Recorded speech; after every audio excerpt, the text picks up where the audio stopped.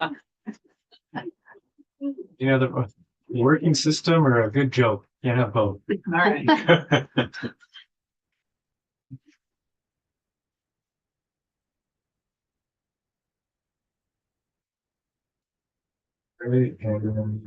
We are live on YouTube.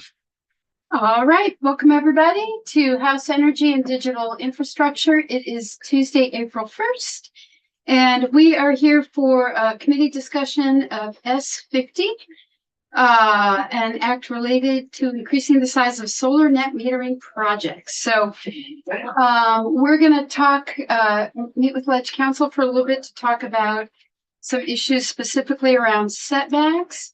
And then I assume we're going to have time. I thought maybe as a committee, we could just, walk through the bill, see if there are areas of the bill where people have questions, where we need testimony, et cetera, et cetera. I think we're going to have time because, why don't we try to end by 1:50 so that we can take a 10-minute break before our 2 o'clock testimony. So I'm Rep. Kathleen James from Manchester.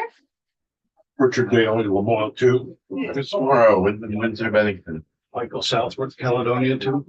Christopher Halloran, Rutland 4. Territory, Washington 2. Graham Klutner, Chittenden 13, Burlington. Morris Billy, Winter. All right, and in the room. Peter Sterling, Rev. Helena Zuckerman, VNRC. Jack Locker, Committee Assistant. Gabrielle Molina, Vermont Electrical. I'm Greg Favor, I work for the PUC. Great. All right, for the record. Ellen Tchaikovsky, Office of Legislative Counsel. So today I have provided you a couple of slides to walk through the issues around setbacks that are in S50. So S50 has came over from the Senate. S50 initially was very narrow about, as the title suggests, about increasing from 15 to 25 kilowatts, solar for the expedited process. There were 2 floor amendments, one of which is section 3 of S50, and it relates to requiring the small solar up to 25 kilowatts, requiring that to comply with municipal setbacks. So you did have some testimony last week on this issue, but today I'm hoping to just walk through it very slowly to make sure there's not confusion on the issue, because there is a conflict in the bill that you will need to resolve. And so the best way to start is to understand what the existing law is. So as my slides, there we go. So currently there is a statute, 30 VSA section 248.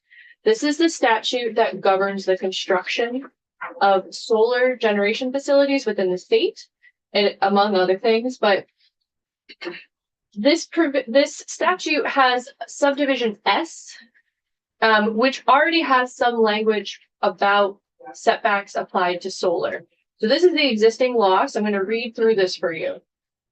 This subsection sets minimum setback requirements that shall apply to in-state ground-mounted solar electric generation facilities approved under this section.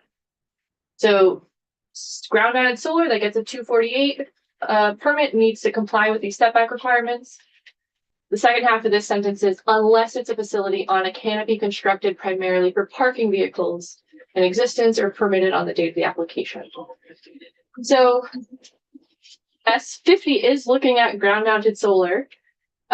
So this statute probably would apply. And so what does the statute say? It says the minimum setback shall be from a state or municipal highway, so from a road, measuring from the edge of the traveled way, 100 feet per facility exceeding 150 kilowatts, and 40 feet for a facility that's between 15 kilowatts and 150 kilowatts.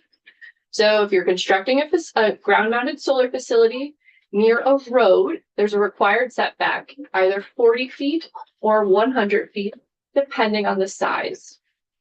Additionally, if it's not a road, but a property boundary line, it's 50 feet per facility greater than 150 kilowatts, and 25 feet for those between 25 kilowatts and 150 kilowatts.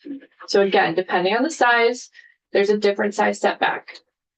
Subdivision 2, though, is very important, particularly for what you're looking at, which is this subsection does not require a setback for a facility with a plant capacity equal to or less than 15 kilowatts. So I'll come back to this in a second because this is the important part. But the statute goes on to have some additional language. So the commission may require a larger setback than the section requires, or they can approve an agreement for a smaller setback between the applicant, the town, and the property owners. Or they could require a setback for a facility constructed on one of the parking canopies. It then also has definitions for kilowatt, plant capacity, and setback. I think you all know what setback means based on last week's testimony, but here's the definition in the statute. The shortest distance between the nearest portion of a solar panel or support structure for a solar panel at its point of attachment to the ground and a property boundary or the edge of the highway's traveled way. So back up to number 2. This subsection does not require a setback for ground mounted solar that's 15 kilowatts or less. Which means they can be built up against the road or up against the property boundary.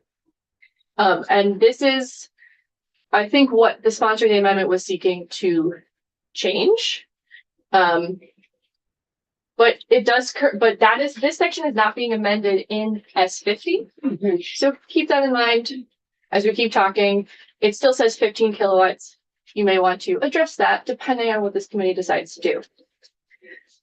The next thing to take into consideration is what is in the law regarding municipal zoning bylaws.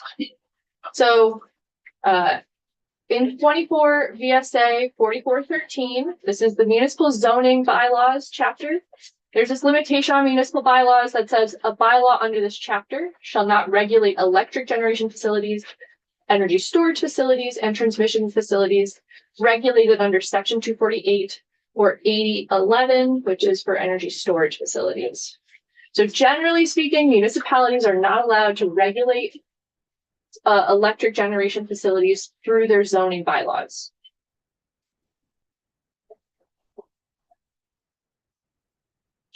Yeah, Rep, and I have a question too. Okay, so Rep Campbell, Rep Buckman. How does that work with Act 174, the act that offered municipalities that had approved municipal energy plans that allowed them to get Substantial deference. substantial deference So, and easy. yep, so that's different. It is asking the municipality or the regional planning commission to go through a planning process as part of their town plan.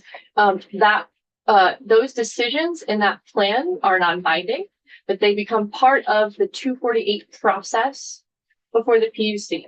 So it is not using zoning as the mechanism to regulate.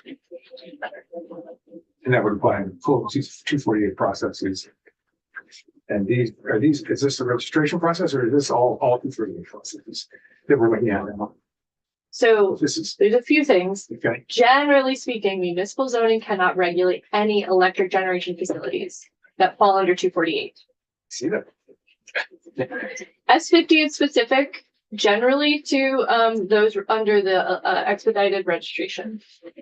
But section 3 is even more specific. It's about 25 kilowatts or less. Yeah. So there's a few things going on here. Yeah. But that is different than the enhanced energy planning process. So planning now. Yeah. Okay, thanks. So shall not regulate electric generation facilities regulated under 30 VSA 248.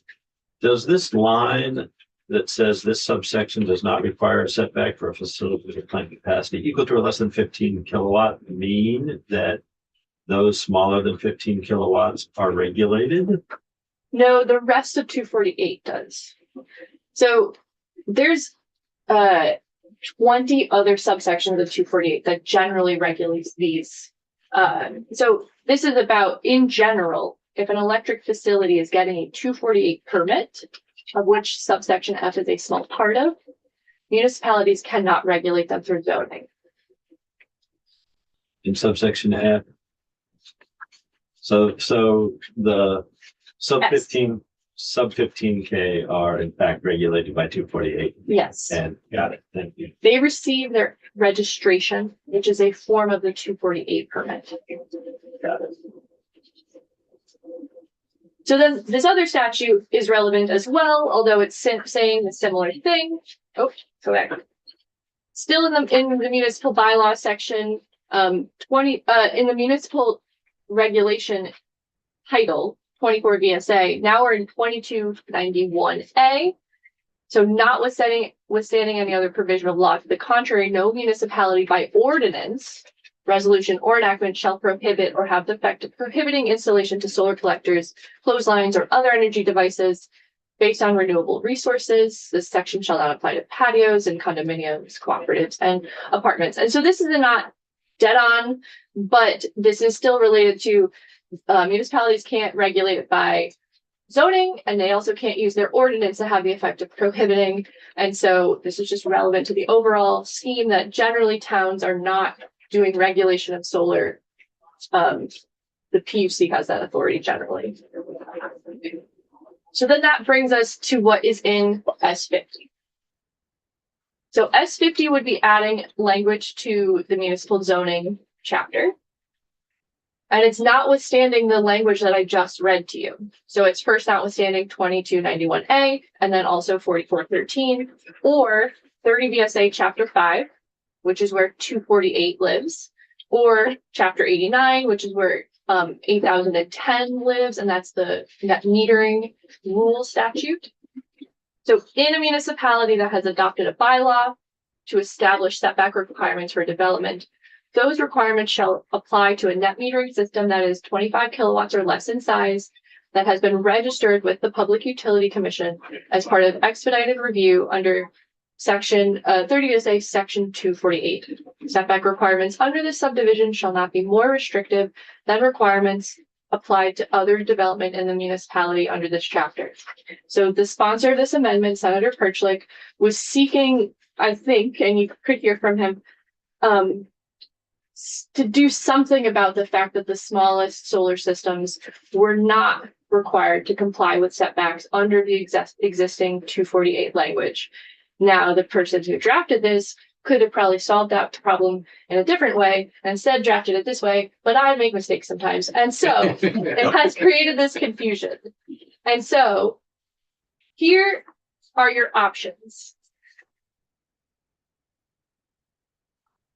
What's in section 3 of S50 is creating a conflict between the existing 248 statute and this new language in 4412.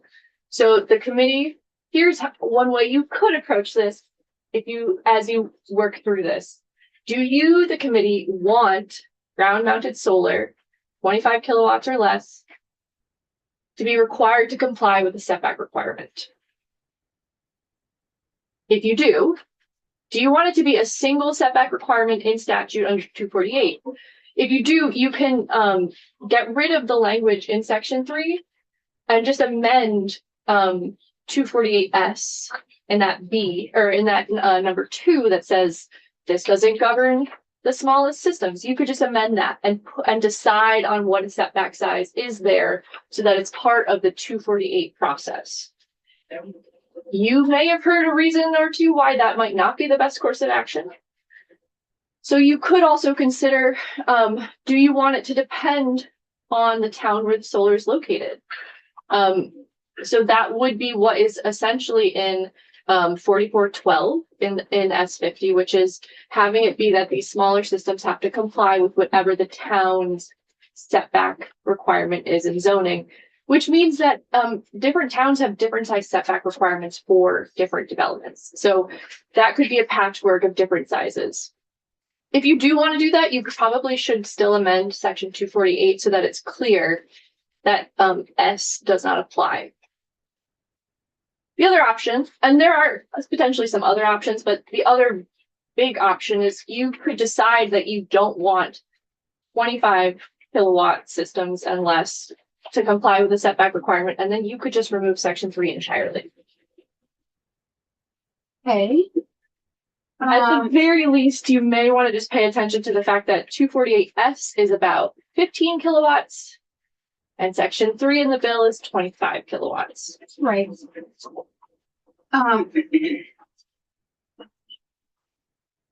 He's studying why I dislike 4 minutes. So. All right, so committee, I guess, questions about Ellen's presentation? And or we can move right to, we can start just hashing it out, and we've got time. I just wanted to kind of talk through this confusing part of the bill right now and try to see if we either can get a sense of where we want to go with it or figure out what more testimony we need to take, or I feel like we're stuck here until we get some thoughts around this. All right, so Rep. Morrow? So I kind of got lost in the numbers there. If we wanted to just leave the minimum setbacks number 1 and get rid of number 2 and just change the kilowatts from below 150. That's an option. That is- Clean, That is an option. simple option. Yep. Okay. Sure, that's how I understood it. Then we'd have the 40-foot and 25-foot setbacks for a 25 kilowatt system. Or less. Well, it'd be 150 or less, but yes, yeah. So I guess I can say what I think I'm thinking and what I think I've heard so far. So in general, I guess my starting point is that I don't want to make it harder to install solar, and I don't want to limit solar installation. That's personally where I'm coming from. I don't want to make it harder, and I don't want to add limitations that aren't there currently. I don't think we've heard that the way things are working right now is a problem. So my starting point is what Rep. Morrow pointed out, that we simply stick with the way things are currently working, which I think would just involve adjusting the 15s in the minimum setbacks up to 25 so that everything's in accordance. That's my starting point. It seems the easiest, and then we don't get into this confusing thicket of town by town patchworks or, yeah. So that makes a lot of sense to me. However, I do not have solar.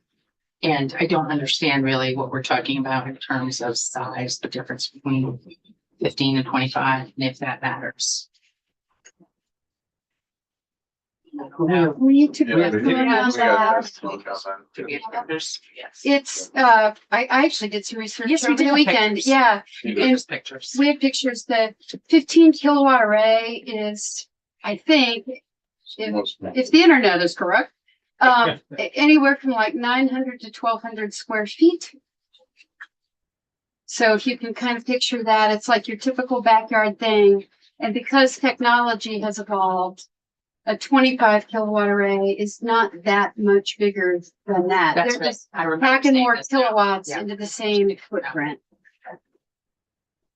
I remember that. Thank you, everyone. Sorry. For Powell? Well, we had Solar for Everybody came in and testified last week. And so, and they were solar for all, they were talking about 5 kW systems. My concern is that I believe 25 kW system is large for the average home. And I have concerns with several 25 KW systems on the line are going to cause havoc with the system and not allow intermediate neighbors to fill in and enjoy solar. I think Velco came in and testified that there was a problem with the transmission system. I don't know how much of it's attributed to generation during the day on Velco's system. I'm concerned with that if it was just the old complaint when they came out with the solar fields, well, they can put them in because they're called solar farms. Some people didn't like the looks of solar panels built on the fields and so forth. So now they have, well, we can generate as much on the same square footage of solar panels as we could 10 years ago because of the change in technologies in the solar panel. But I'm not sure we want the 25 kW to be the limit that we want to push this to, and we may want to keep a lower limit for the advanced registration to give the opportunity for ease of registration to the smaller solar panel proposers. And given that the 2022 or 20, the rates of compensation for generating your own electricity has this tight adjuster that is negative 4 cents for the kilowatt hours that the individual generates.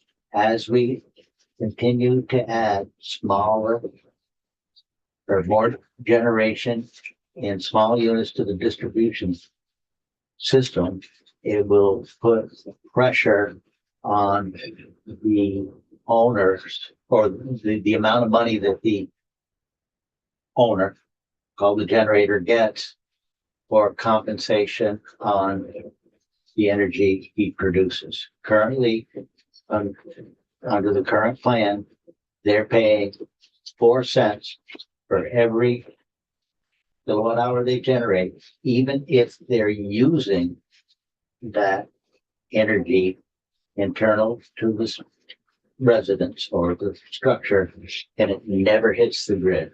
The power company's getting 4 cents just for you to generate your own electric, or for the generator, the homeowner to generate his own electricity. So I think there's some, we need to get testimony. Green Mountain Power was in Friday and talking about storage, and he indicated that they still wanted distributed generation out on their system. So there's a lot of what I see is arguments that are conflicting with one another, and we want to pull it all in together as we look at these items, incorporating the other issues, 25 kW, quick registration in S50 or the bill we have, along with other considerations we have for solar in the committee. So, in terms of how S50 is currently structured, we've been taking a lot of pretty wide ranging testimony on solar, but what S50 is right now is only a change in, it's very narrow right now. So right now we have an expedited registration process with existing setbacks for these 15 kilowatt systems, and the bill as it's proposed to us right now would simply keep everything that's existing in place and just allow slightly larger systems, because of the technology changes you mentioned, to benefit from that. I thought we heard testimony that doing that alone would not create grid overload concerns or capacity concerns, or larger problems within our solar system. So, one path forward could be simply to say that this is a narrow build and we're not going to get into larger solar issues. We are just going to change the 15 to the 25 and know that that's not going to create problems for Velco or problems for Green Mountain Power, or problems for towns. It's just a small thing we're doing. That's one path. Rep Southworth? So would it make sense? It does to me. We can't get all of the towns in the state in here to testify in any fashion, but what about the Vermont League of Cities and Towns? They can poll those towns, run these questions by them, and get that reply back from them, because that information is going to be helpful. They may have other reasons why they don't need this. Small town hydro or small town electric companies, hardwood for one. Is this going to affect them in a bad way with this generation? Then we look at electric utilities that are already at 100% renewable. How is this going to affect that? There's really a lot of questions that I still have that I think we need to answer. I think that I would have to look back at the league testimony. I think they testified that they were okay with just pulling this floor amendment, striking section 3. I recall their testimony saying they would prefer deference to local zoning. Yes. And as their number one preference. And the not having a setback at all concerns me about our discussion around building close to the road and obstructing sight lines and like that whole safety issue and cars hitting solar panels if they go off the road and so forth.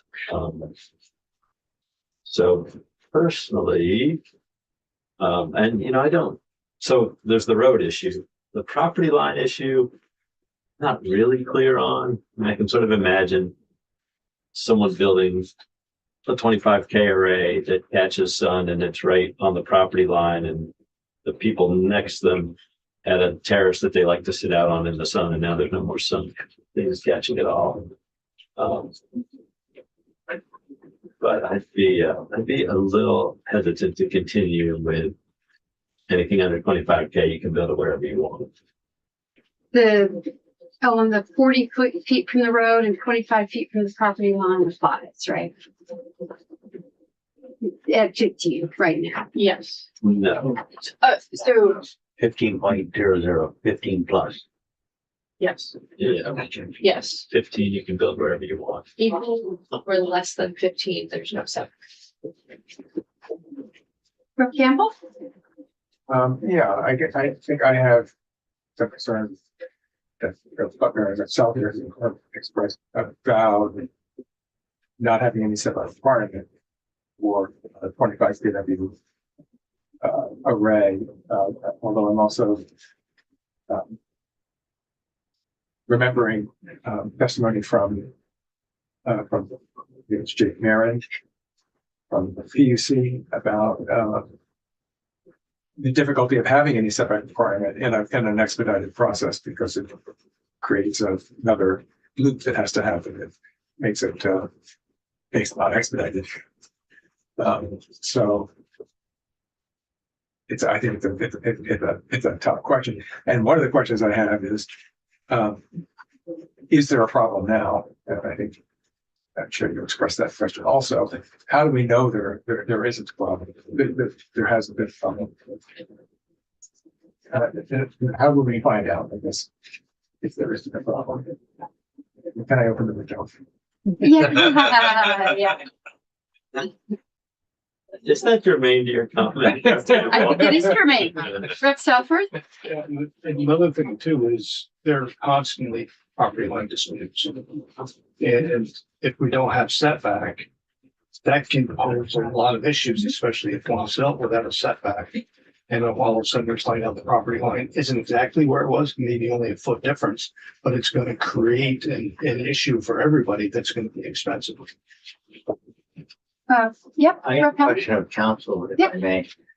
If a development developer goes in and he presents criteria for building homes in the development and he has sideline setbacks and front setbacks. Is that the same as municipal rules and these don't apply? The siting of solar doesn't apply if a development has protective covenants, I think they would call it, protective covenants on the property. I didn't understand the first part. A developer proposes building a subdivision and they put in protective covenants that your house must be so many square feet, must be so far set back from Mhm. center of road or side of road and so much sideline setback.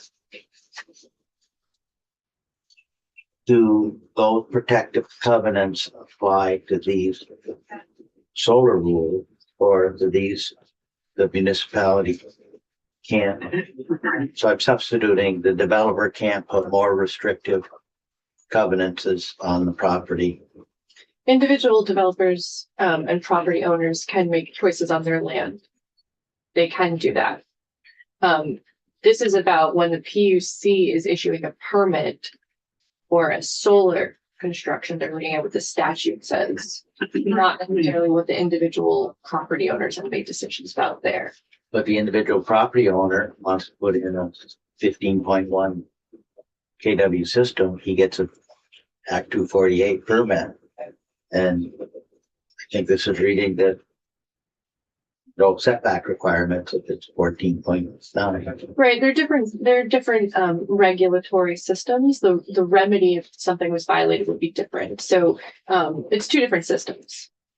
Restrictive covenants are not the same as the statutory regulations. Right, so under the statutory regulation, the individual doesn't have to follow the restrictive covenants. Okay. The PUC is not going to enforce those. Someone else could potentially enforce them and it would be a different case. Enforcement of the protective covenants would be the burden of the subdivision people, not the PUC. Yes. So in other words, well, so the way I see it is the person should put it up to the edge of the road and edge of his property. And nobody retains the shadow rights. If you had a stream, you'd have riparian rights. What do you have for solar? For riparian is with water rights. So who's got the right to block the shade from the neighbor? Yeah. Blocking your, I mean, if you're talking 300, did you say 900 square feet? Yeah, I But mean, for- don't quote me on it. Yeah, Right.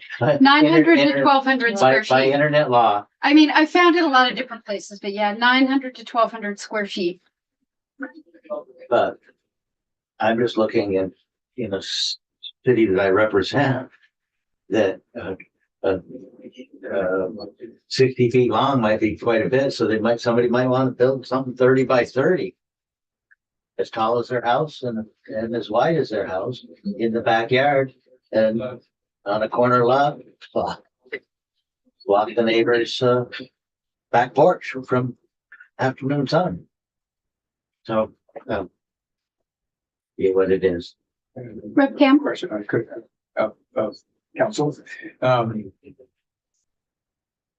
Is it viable to include a provision that would require a setback requirement, but make it the responsibility of the applicant to adhere to that and not have any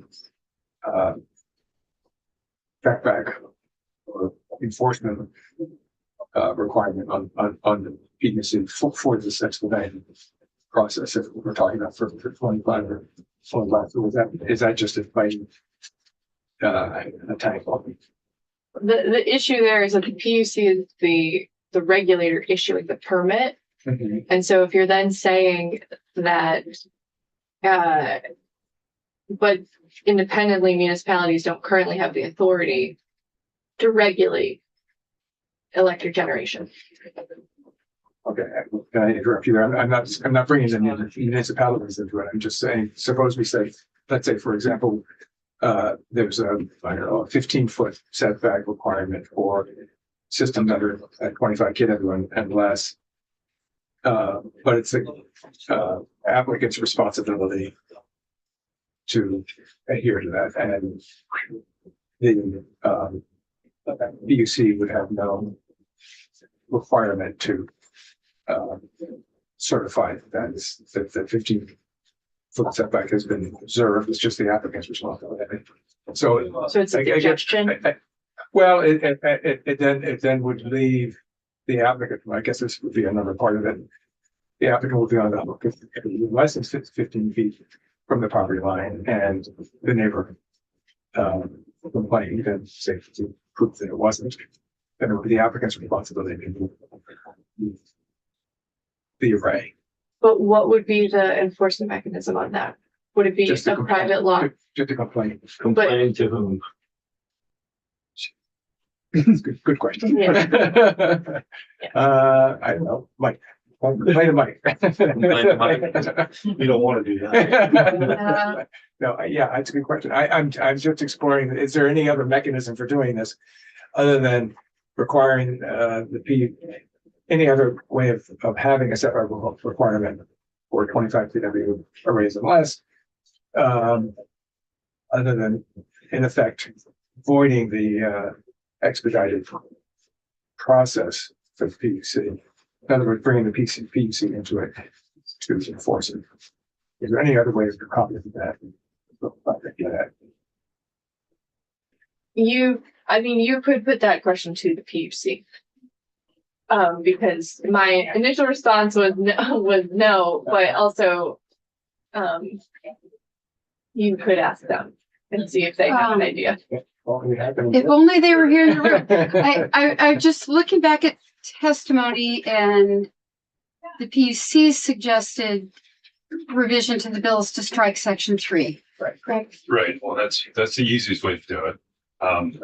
Still have the problem with 248S and the differential between 15 and 25 in 248S. Well, that would have to be amended, yes. Yes, so another way to get at your question, if you wanted to have a statewide setback for everything from 0 to 500, you could do that in 248S as well.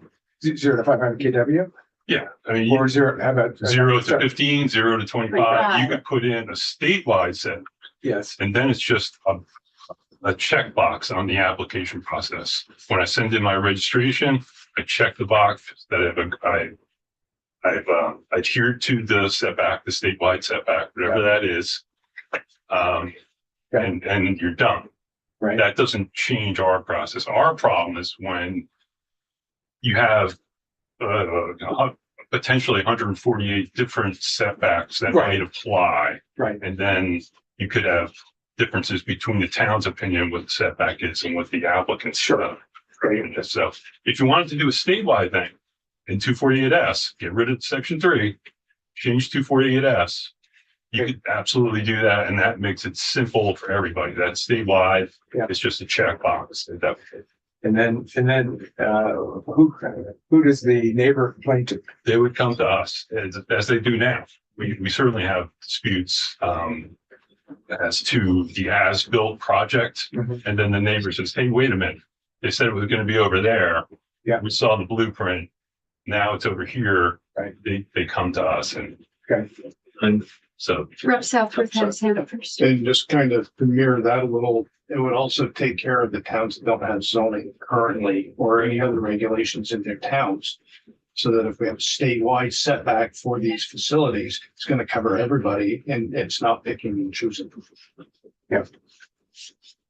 So the, Rep Clipper, I was just gonna ask, so do people currently come to you with disputes about solar generation facilities that are smaller than 15 kW? Usually not the small ones. Most of the small ones are built on people's roofs. Yeah, I mean, there are trackers like this picture you have there. yeah, But the vast majority are roof mounted systems that really neighbors don't really care too much about. yeah. So that's basically what the registration form is for. Occasionally you get trackers and things that are ground mounted, but mostly it's for. Thank you. so just to think this through out loud, the challenge with requiring these to comply with any municipal,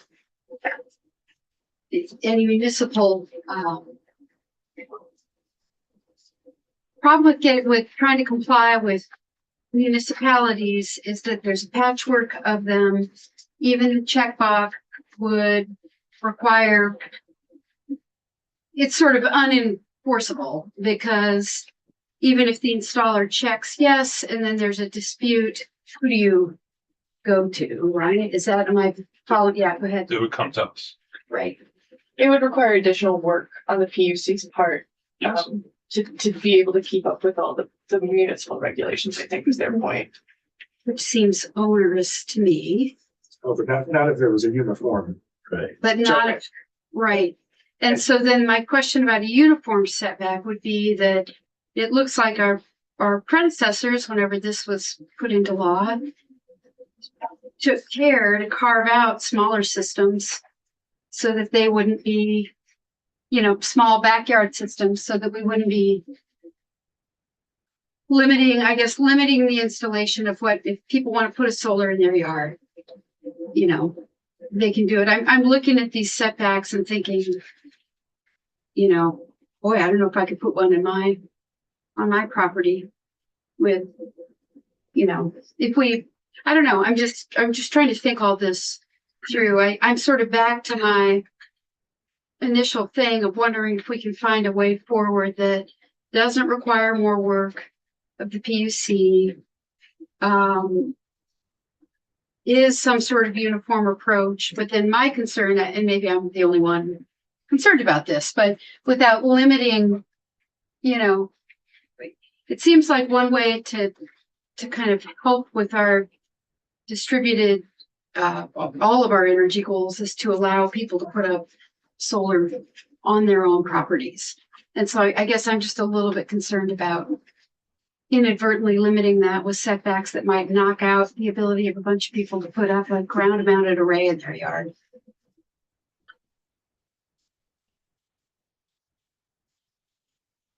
Herb Klettner? So I think it is certainly true that if we do a setback, it will remove the ability of some people to put up solar.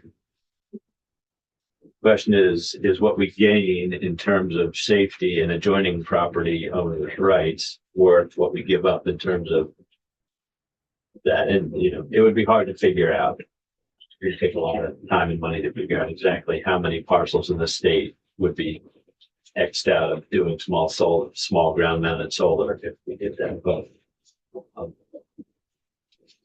feels like it would be, no, I don't know. But It gets back to my question of how do we know this is even a problem right now? Like, are a bunch of people getting into disputes with their neighbors over ground mounted arrays that in fact aren't going to be any bigger? There's not much we're changing. So unless there's a big problem right now, Rep. Southworth? But as you allow it to happen, the potential is there to create more issues and more conflict between property owners.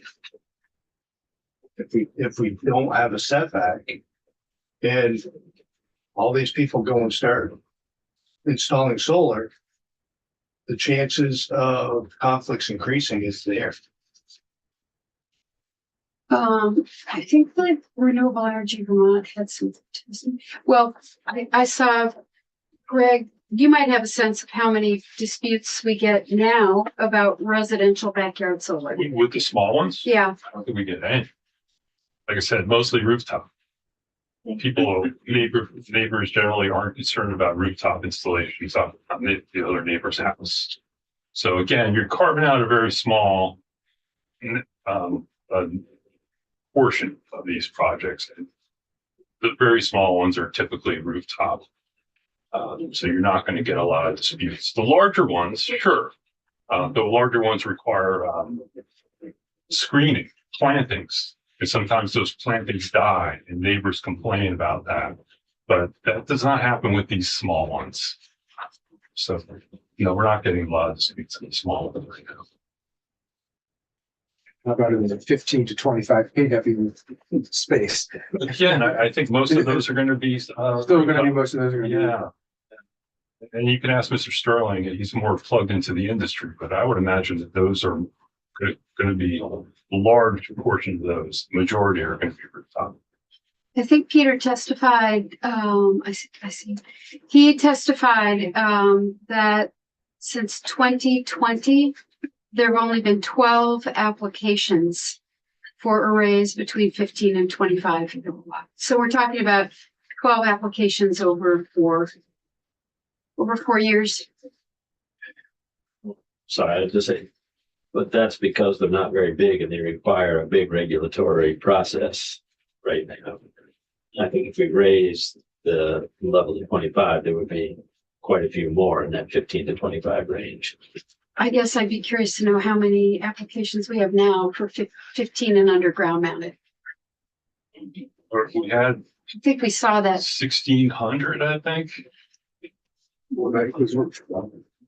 Is that roof and ground, or is that? Yes, it would include both, but again, vast majority are roof. Yeah. So the most, the vast majority of applications we get in general are the registrations. And those are mostly rooftop.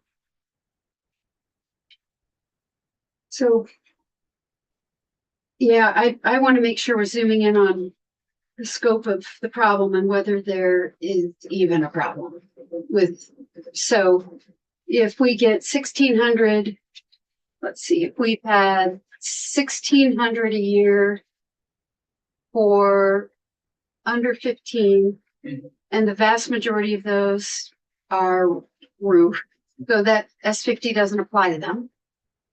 And we had 12 for 15 to 25, but I understand what you're saying, Brett Kleppner.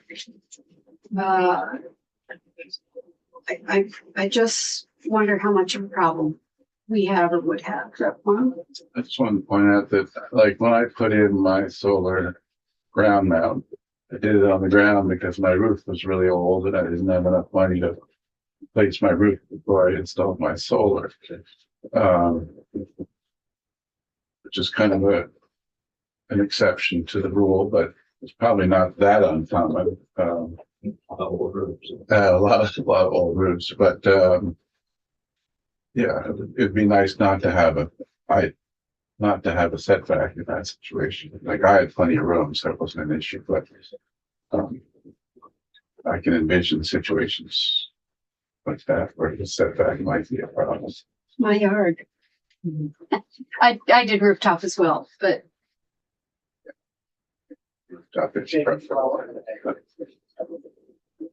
all right. Rep Howland? Well, I have concerns if people in a city where an old city, I don't know, 120 foot frontages along, if somebody wants to put in a solar system, I don't think they're going to put in a 25 kW system. They're going to put in a smaller one. But if you put a setback, you have that same setback for a 5 as you do for a 25.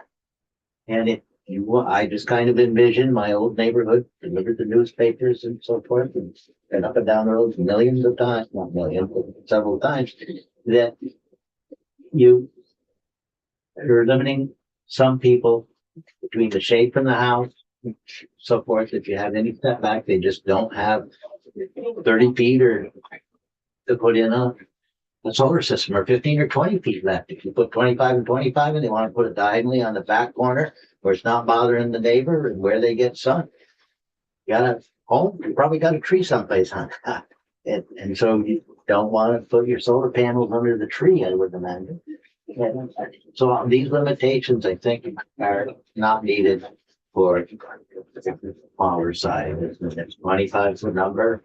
I could with it, but I still think that 25 kW system, if the system's too small, it won't pay for itself. And I think probably it's the economics of generating your own that persuades many people to take this up. All right, well, we said we'd take a break, or I asked if we could take a break at 10 before we start our 2 o'clock. So, all right, so that was feel like we made a little progress. Yeah, I think the question is, who do we need to hear from? I guess my questions are gonna revolve around, is this even a problem?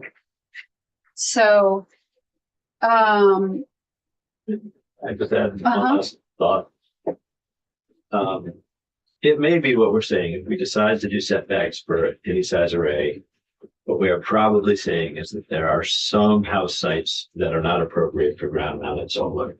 And some of their option is rooftop or offsite or something else, but the ground mounted, there could be some homes and plots that are just too close to the neighbors, too close to the road, whatever it is, where the potential for safety and or interfering with the neighbor's quality of life means that site's just not suitable for ground mounted solar.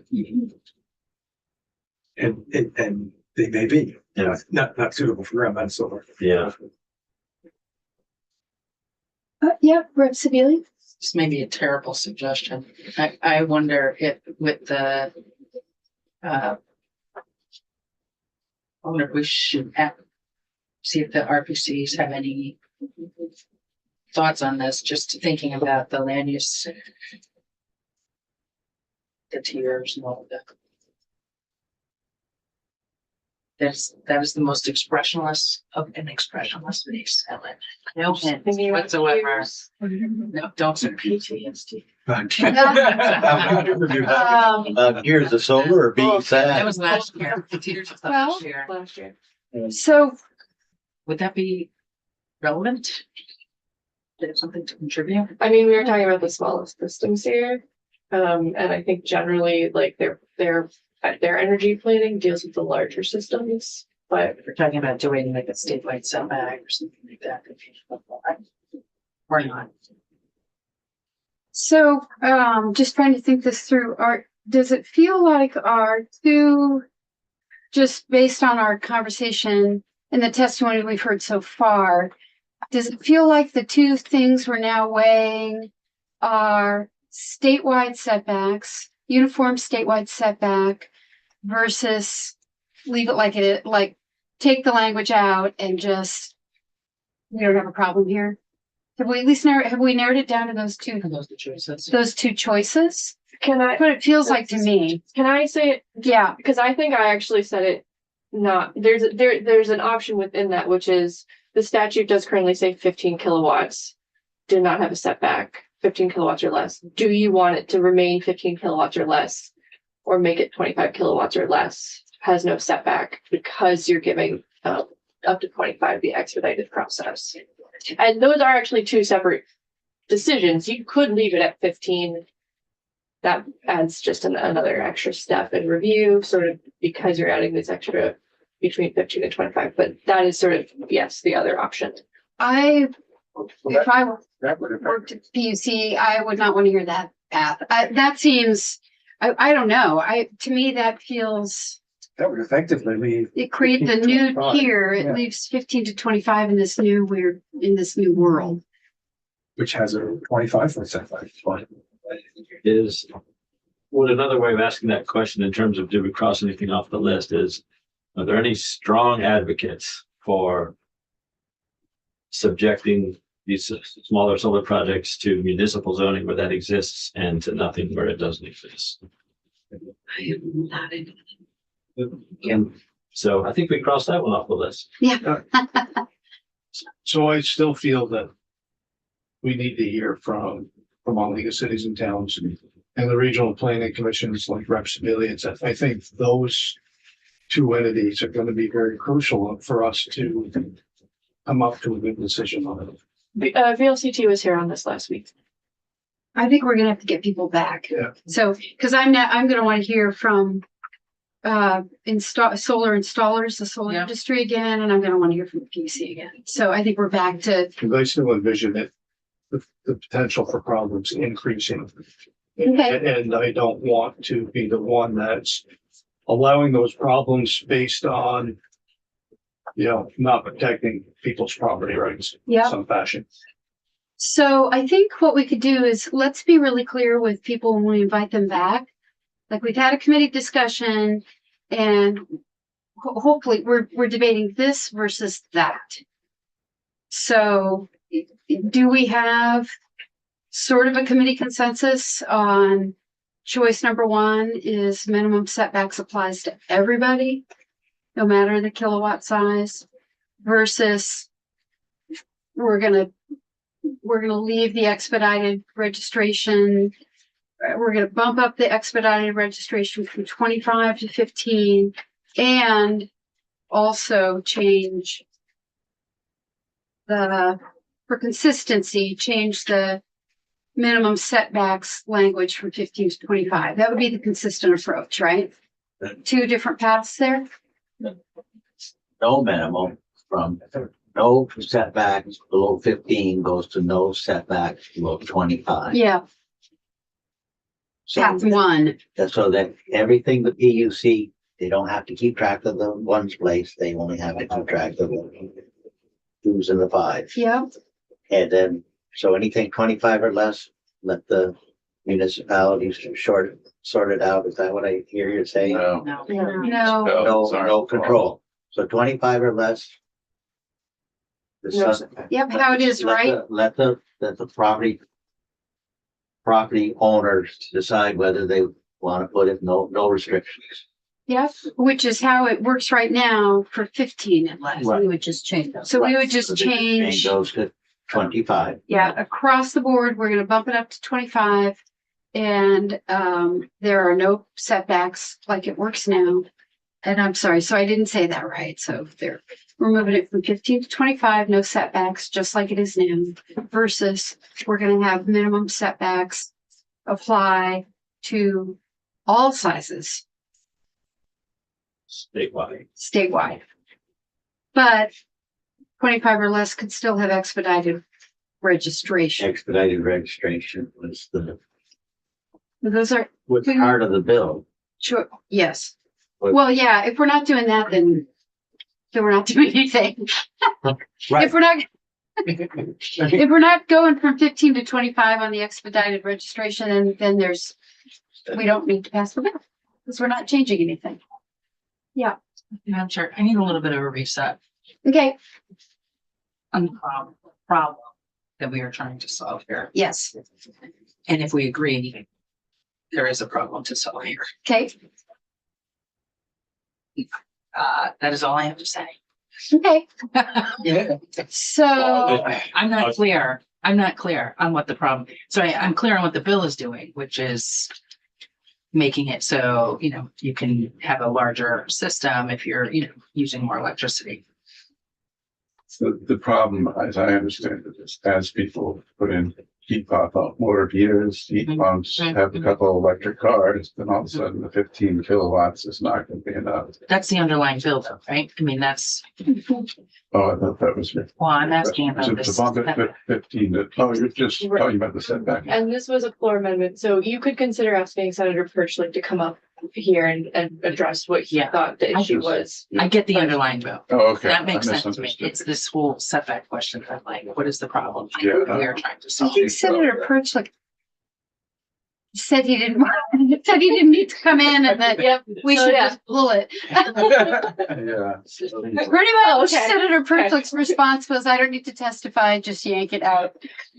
Yeah, Rep. Bailey, Or option three is, we don't do anything, we just leave it the way it is and Let it chug a little. let it chuckle. we could, right, I think I mentioned that as an option. That would involve us just we're not doing anything with S50 and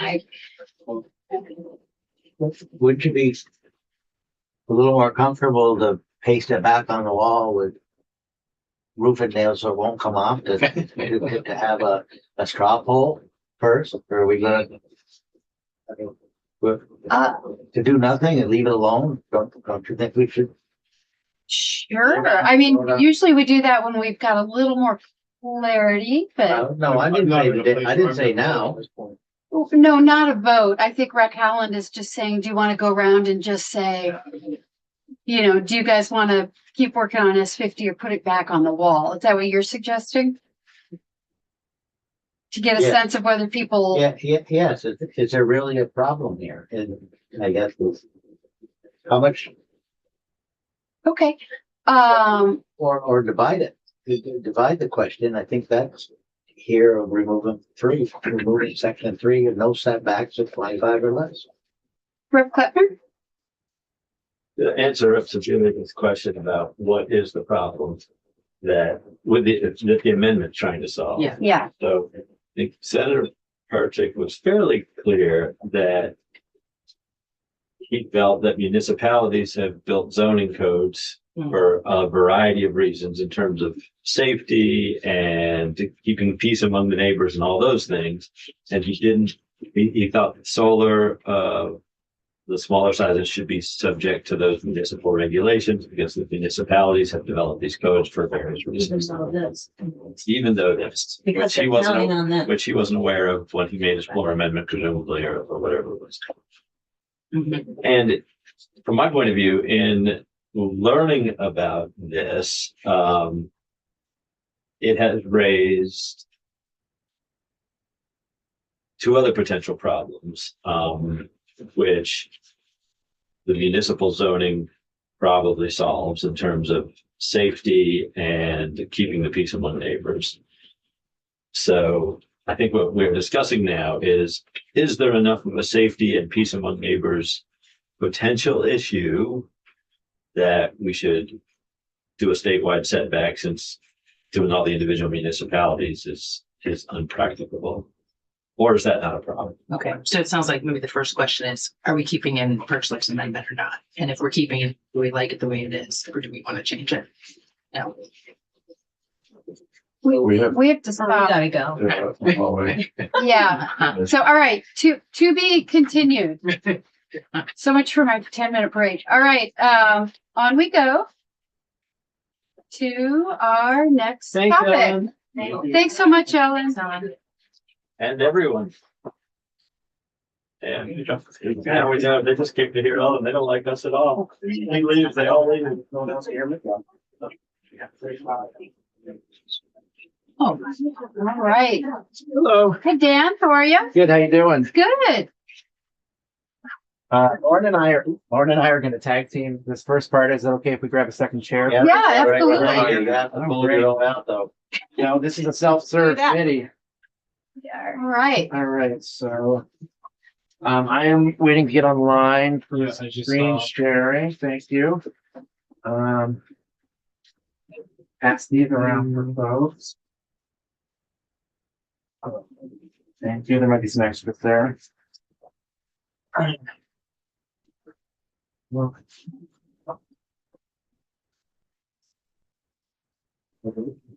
Okay. You okay? Right. And back down.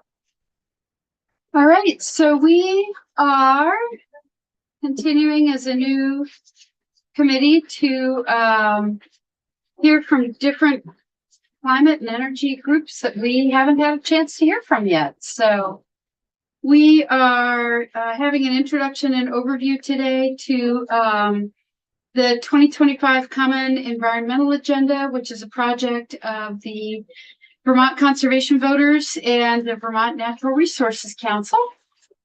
And it's your first time in our committee, so welcome. Thank you, thank you. And- Thanks for having us. Yeah, and we already introduced ourselves at the beginning of our meeting earlier today, so whenever you guys are ready, you can introduce yourselves for the record and tell us a little bit about your groups and your work and your policy stances. Great. Thanks so much for inviting us today, Chair James and the rest of the committee. And thanks for the important work y'all are doing here in this room every day. We really appreciate it. My name is Dan Fingus. I'm the Executive Director at Vermont Conservation Voters. Vermont Conservation Voters is the nonpartisan political arm of Vermont's environmental community. Since 1982, our mission has been to defend and strengthen the laws that safeguard our environment. We work to elect environmentally responsible candidates. We then hold those legislators accountable for the decisions they make affecting our air, water, land, wildlife, communities, and health. And today I'm joined by Lauren. Hi, everyone. My name is Lauren Hurl, and I'm the Executive Director of the Vermont Natural Resources Council. And if you go to the next slide, Dan. Oh, apologies. No worries. So for those not familiar, VNRC is a statewide nonprofit organization. We use research, education, collaboration, and advocacy to work to protect and enhance Vermont's natural environments, vibrant communities, productive working landscapes, rural character, and unique sense of place, and really try to think ahead to future challenges and problems and be working on policies today to better prepare us. And VNRC was formed way back in 1963, so we've been around for more than 60 years and have thousands of members across the state. We do work on policy, but we also do a lot of work on the ground in communities all over Vermont.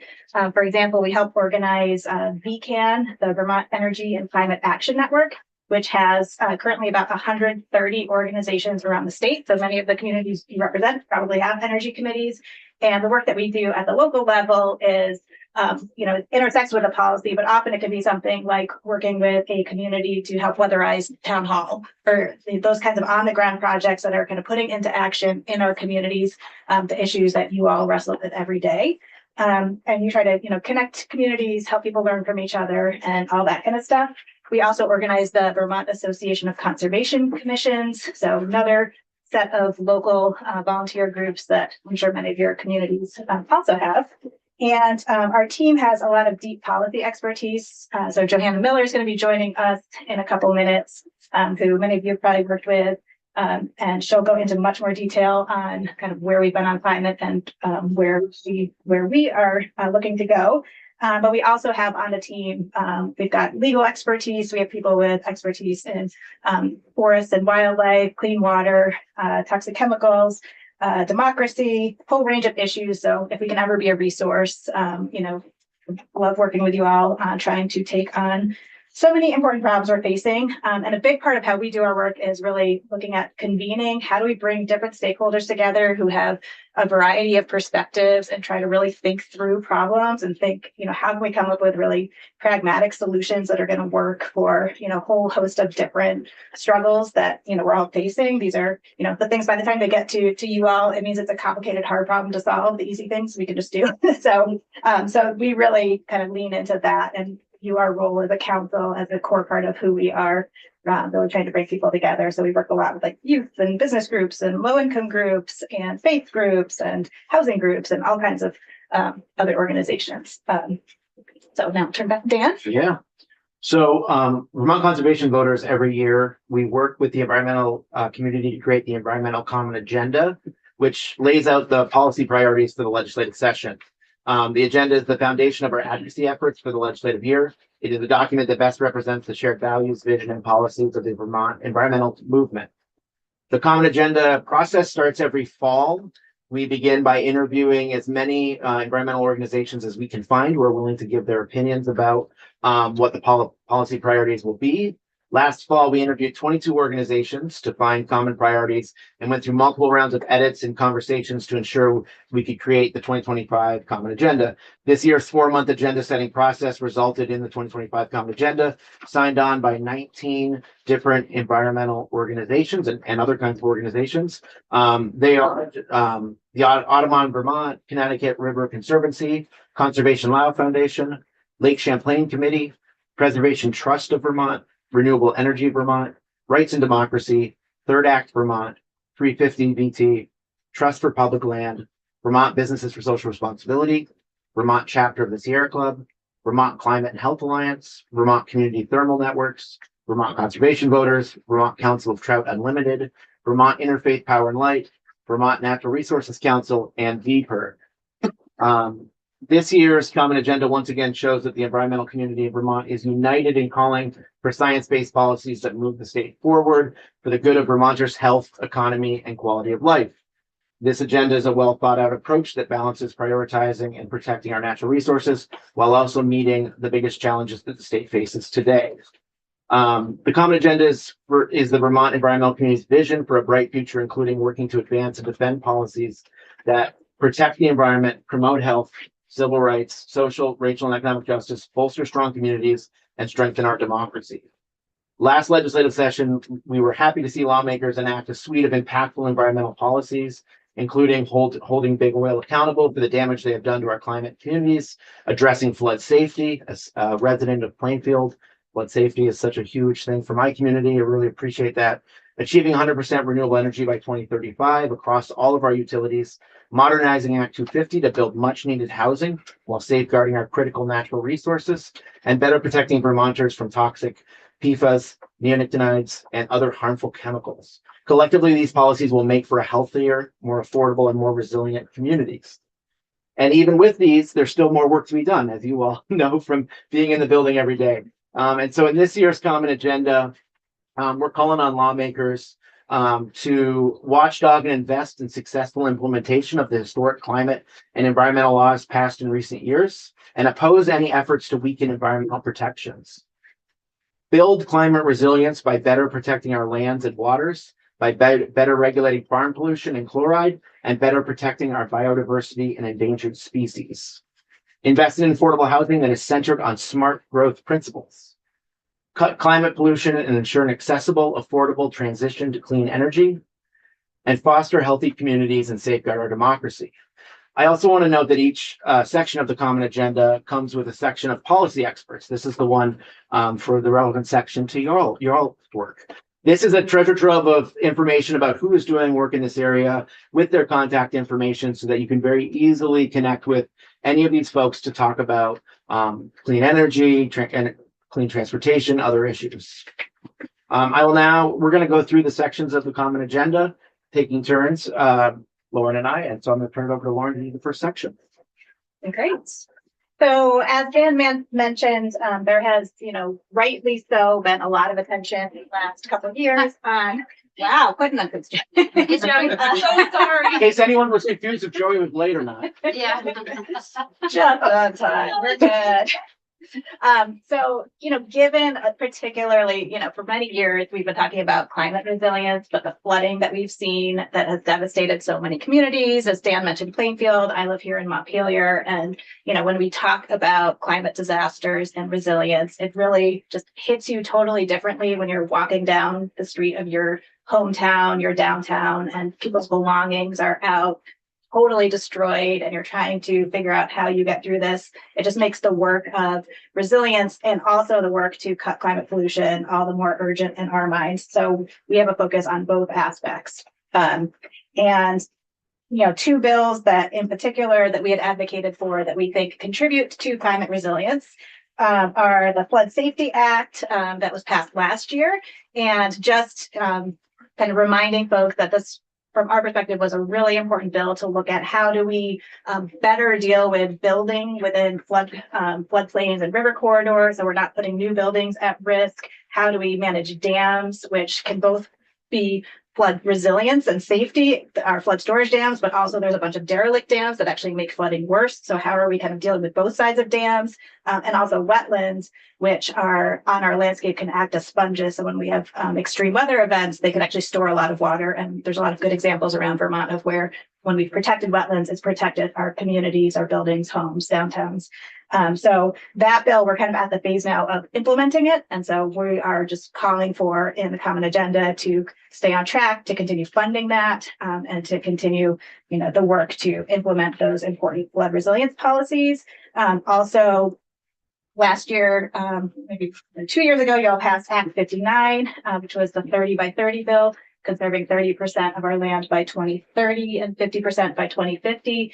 And, we view having a resilient landscape as a landscape that, includes our villages and downtowns. It also includes farms, forests, and other undeveloped land. And having that mix of a landscape is going to help ensure that we have a more resilient landscape. And so that bill is currently they're kind of entering the phase 2. They've done the work to say kind of where are we now, doing the mapping, and then next we are entering the phase of what is the planning to get us there. And so we'll be very involved in that. So again, we're just looking for lawmakers to engage in that process so that we can have a really thoughtful plan that builds in a lot of stakeholder input and a lot of perspectives. So then for this year, we were a big focus of our time is really on the implementation of those big laws that have passed in recent years around resilience. But there are active conversations going on in some of your neighboring committees just to get on your radar that were on the common agenda. One is looking at how the state regulates farm water pollution. And there's been an ongoing conversation. Essentially, the federal EPA has said that the way Vermont currently does it does not comply with the Federal Clean Water Act. And so we're kind of working through, there's two committees right now that are looking at this, Senate Natural Resources and Energy, and also the House Environment Committee, to see how do we bring our kind of regulations into compliance. We believe that it also, right now, there's a lot of confusion over Agency of Natural Resources and Agency of Ag, and it's confusing for farmers. And so we hope that a new system can provide better consistency and clarity for farmers and make sure that we're meeting our kind of water quality obligations under the Federal Clean Water Act. So that's one conversation that might come to the floor for you. And there's also a fluoride reduction bill that, chloride is something that, in particular is looking at road salt. So if you think of how much salt I don't know if you walk down the Montpelier sidewalks, but it's like crunchy, like we put so much salt out there. And road salt contributes to a whole host of pollution issues. It really devastates aquatic ecosystems. It also wears and tears on your car, your roads, your bridges. So, as we all look at property taxes and infrastructure costs, if we're using too much salt, we're actually making our community's operations more expensive as well. So by doing best practices around road salt and reducing the overall use while maintaining safety, that can actually help with water quality, but a whole host of other things. So that bill is kind of moving around right now. I was just going to ask, is that in the Senate or the House right now, the salt bill? Yeah, so the Senate actually passed a bill out of the Senate Natural Resources Committee unanimously, but it went to Senate Judiciary and has gotten stalled out. House Environment is currently working on it even this week. And so it's one of those, maybe it'll shake loose, maybe it'll be a, biennium long kind of conversation, but it did, out of the first committee, it did pass out unanimously. So I think it has a lot of broad support. So hopefully it'll get moving. Okay. Yep.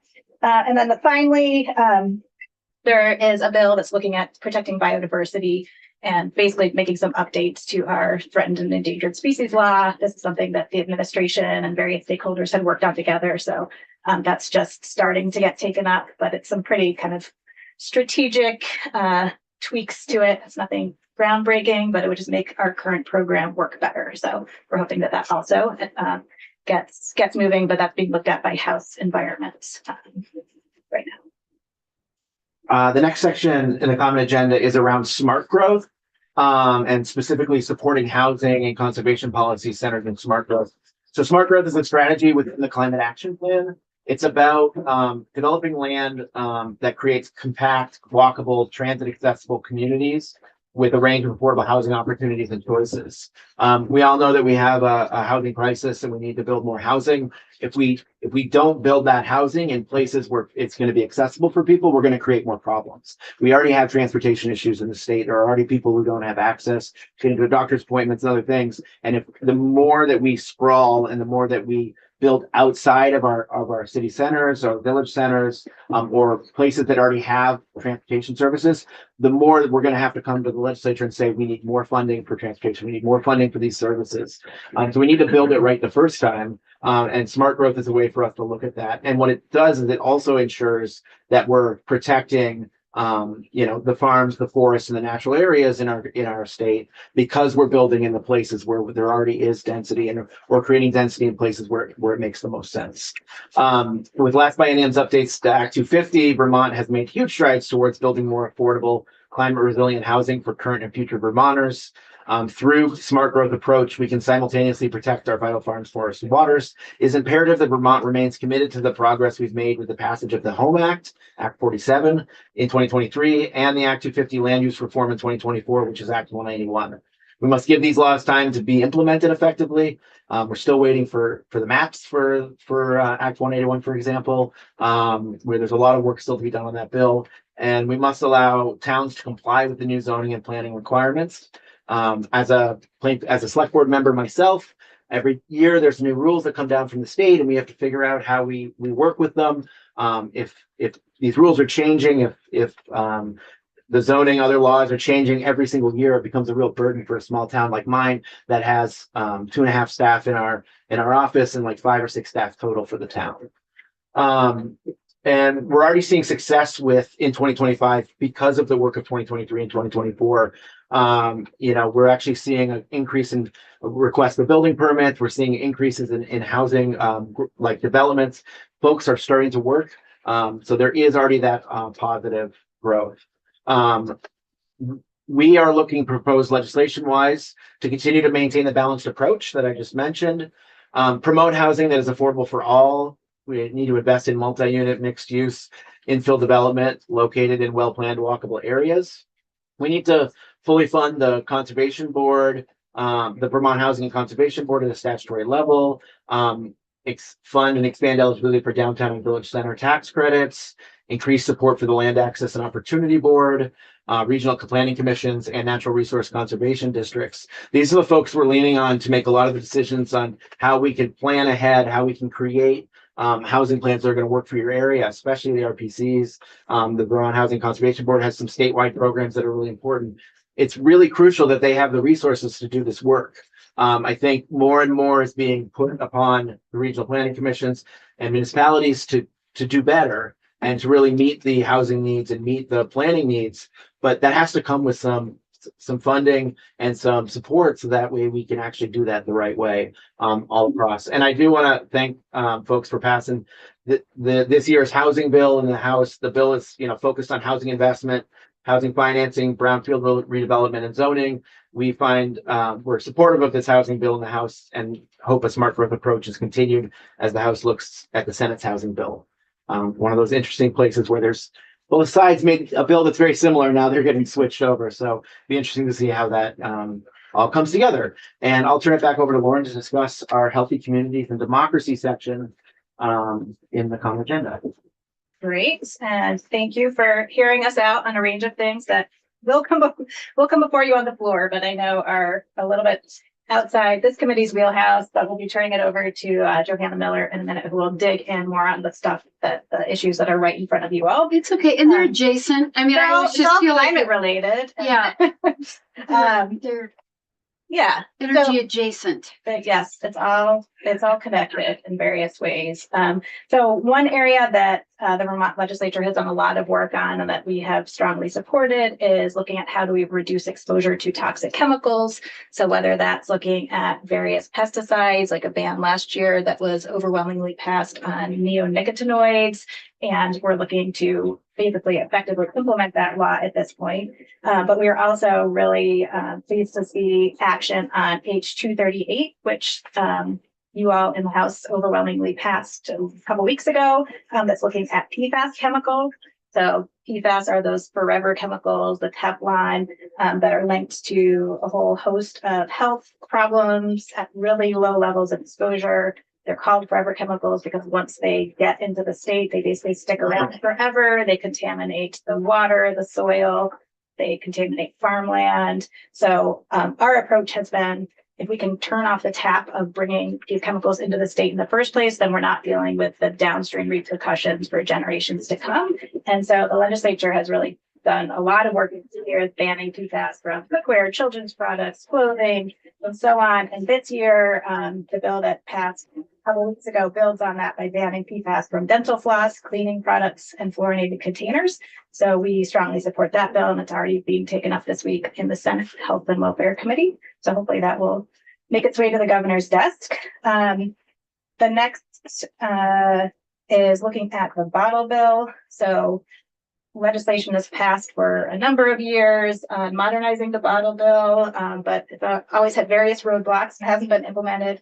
There's a smaller look being taken this year, starting in the House Environment Committee this week, that's looking at how does the program work? So we have a bottle bill. Can we try to make the program more effective so that Vermonters, for example, have more access to places to redeem bottles and cans? And so I think that there is an opportunity right now to move forward, take a step towards improving the way the program works. And then for us, we'll continue looking at, okay, we can get the program working better than, right now we just do soda and beer, carbonated beverages, and it doesn't really reflect the range of beverages on the market today. your iced teas, sports drinks, bottled water, and all those things. So we would like to see moving in the direction where all of your drink bottles and cans go into that system. But we think a good step this year would be just making the bottle bill program work better. And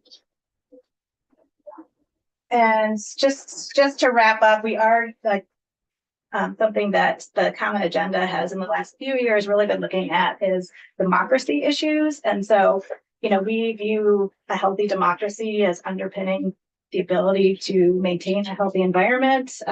We're concerned with some of the actions that we're seeing federally.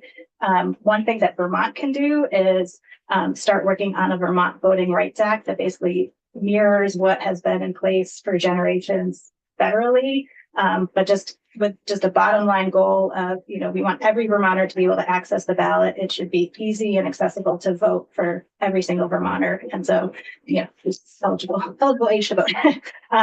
So we will be looking at that. And we've also supported ranked choice voting, which in the research, it has found that it fosters better civic discourse, which I think we can all recognize as a challenge right now, and makes it more accessible for candidates to run. So that is the range of policies that kind of go broadly connected to you all's work, but we can happy to answer any questions and can turn it over to our colleague, Johanna, as well. Oh yeah, I can walk through. So real quick before we do that, I'll just Okay. I can just at least walk through this slide. So in the common agenda, Joey's going to do a lot of the historical background and stuff, but we are calling for maintaining our commitment to the Global Warming Solutions Act. I mean, it's a foundational policy for the state of Vermont and really crucial that we keep the obligation so we can keep moving forward as a state and reduce the greenhouse gases and carbon. We're also asking to fund clean transportation programs, including public transit, pedestrian programs, and electric vehicle incentives. A lot of this is even more crucial with the cuts that we've had at the federal level. We're seeing huge cuts to a lot of different programs, and that's going to be even more incumbent on the state to really invest in these things for Vermonters. Help all Vermonters access clean and affordable heating sources by advancing a regulatory framework. The fossil fuel market is volatile and expensive, and without some sort of regulatory framework, we're always going to be at the whim of international affairs and supply chain issues and other things. And we really need to look at ways to make affordable heating something that actually can happen. And then increase Vermonters' access to solar energy by reauthorizing standard offer program. I'm not sure the standard offer actually made it. I know it didn't make it to the Senate, but I know you all are looking a lot at solar. And so anything you can do to make solar more accessible to all Vermonters and to make it easier for Vermonters to choose solar is really important. And with that, we are done. And I think Joey's going to, you're going to take over with your computer, Joey? Yeah. All right. If you have questions for us before we turn over to Joey's deep dive. Not from me so far. Anybody questions on priorities so far from BCB? Okay, great. Thank you so much. Thank you for joining us. Oh, we do. Talk to us about nuclear. What would you like to know? I mean, I saw there was some new nuclear that was. oh yeah, I don't know if folks saw that there's a home-based nuclear out front of the building today. Folks want to buy their own nuclear source for their own home. I mean, nuclear is not renewable. Nuclear is not in state, so it's not going to create in-state jobs. And Yankee, as many people know, the push to get rid of Yankee was a many years fight. And we are still decommissioning Yankee. We are still taking nuclear waste from that site and transporting it to other states like Tennessee to basically bury it in the ground. And it seems pretty irresponsible for us to look at nuclear until there's an actual some way that we can deal with nuclear waste, because all we're doing is putting a lot of risk on a lot of other parts of the country by going with nuclear. We don't see it as part of a renewable energy portfolio for Vermont. I mean, the only thing I would add is I think there's been a lot of kind of hope and talk for a number of years of there's going to be a renaissance of really affordable, available nuclear energy, and it doesn't exist yet. And when you look at what's actually happening, the places where they're trying to build it, it's massive, millions, tens of millions of dollars of cost overruns trying to build these facilities. So there's not a great track record yet of kind of meeting those goals that some people have been, saying like, great, there's this bright new future in nuclear. It hasn't actually materialized yet. So us pinning our hopes or goals or our renewable energy standard on that seems problematic at this point. We'd rather look at, things that we can do locally, like solar. Would love to bring wind energy back to Vermont. Things that have a better proven track record at this point and can create local jobs and local resilience for our energy grid. Rep Campbell and then Rep Sibilia. Yeah, I would follow up on that and ask your opinion about maintaining existing nuclear plants. So we have some, with the proportion of 16 or something % of our power comes from in Vermont comes from nuclear now through the that's in New England. What would you say about renewing licenses for those plants when they come up? And keeping those plants going in view of the sort of more immediate problem of greenhouse gas. I have not studied nuclear plant relicensing. Would happily come back with better informed information about that. Just asking your. Yeah, I mean, that's obviously part of our ICE in New England grid. That's right. One thing. And then there's also, what is Vermont doing in our local, asking of our local utilities, which are obviously very interrelated, but not the same thing. And so we're still kind of very much supportive of the renewable energy standard that passed last year in that structure. Well, and that standard, as you all probably know, came from a huge working group that included all of the utilities, the Chamber of Commerce, environmental groups, all came together and created what Senator Clarkson calls a grand bargain. We already had that. So, I mean, I think that is in place and I think can work. Mm-hmm. And it is something that a lot of the stakeholders have come together and already agreed to. So and again, it's only 8 months old or 10 months old as a program. And so we just need to let the program go and support it by finding ways to support the in-state renewables and things that are in that program. Yeah, I'm sure you're aware, the administration's proposed sort of omnibus energy bill, H289, included creating a clean energy credit that would sort of include nuclear as a non-greenhouse gas emitting power source. So, yeah, something to think about that. Yeah. Rep Sibilia. So sticking with nuclear and having really experienced the renewable energy standard negotiation last year, I am very hesitant to open that up. The year after some pretty hard bargains were reached with utilities and others, and that nonetheless, with AI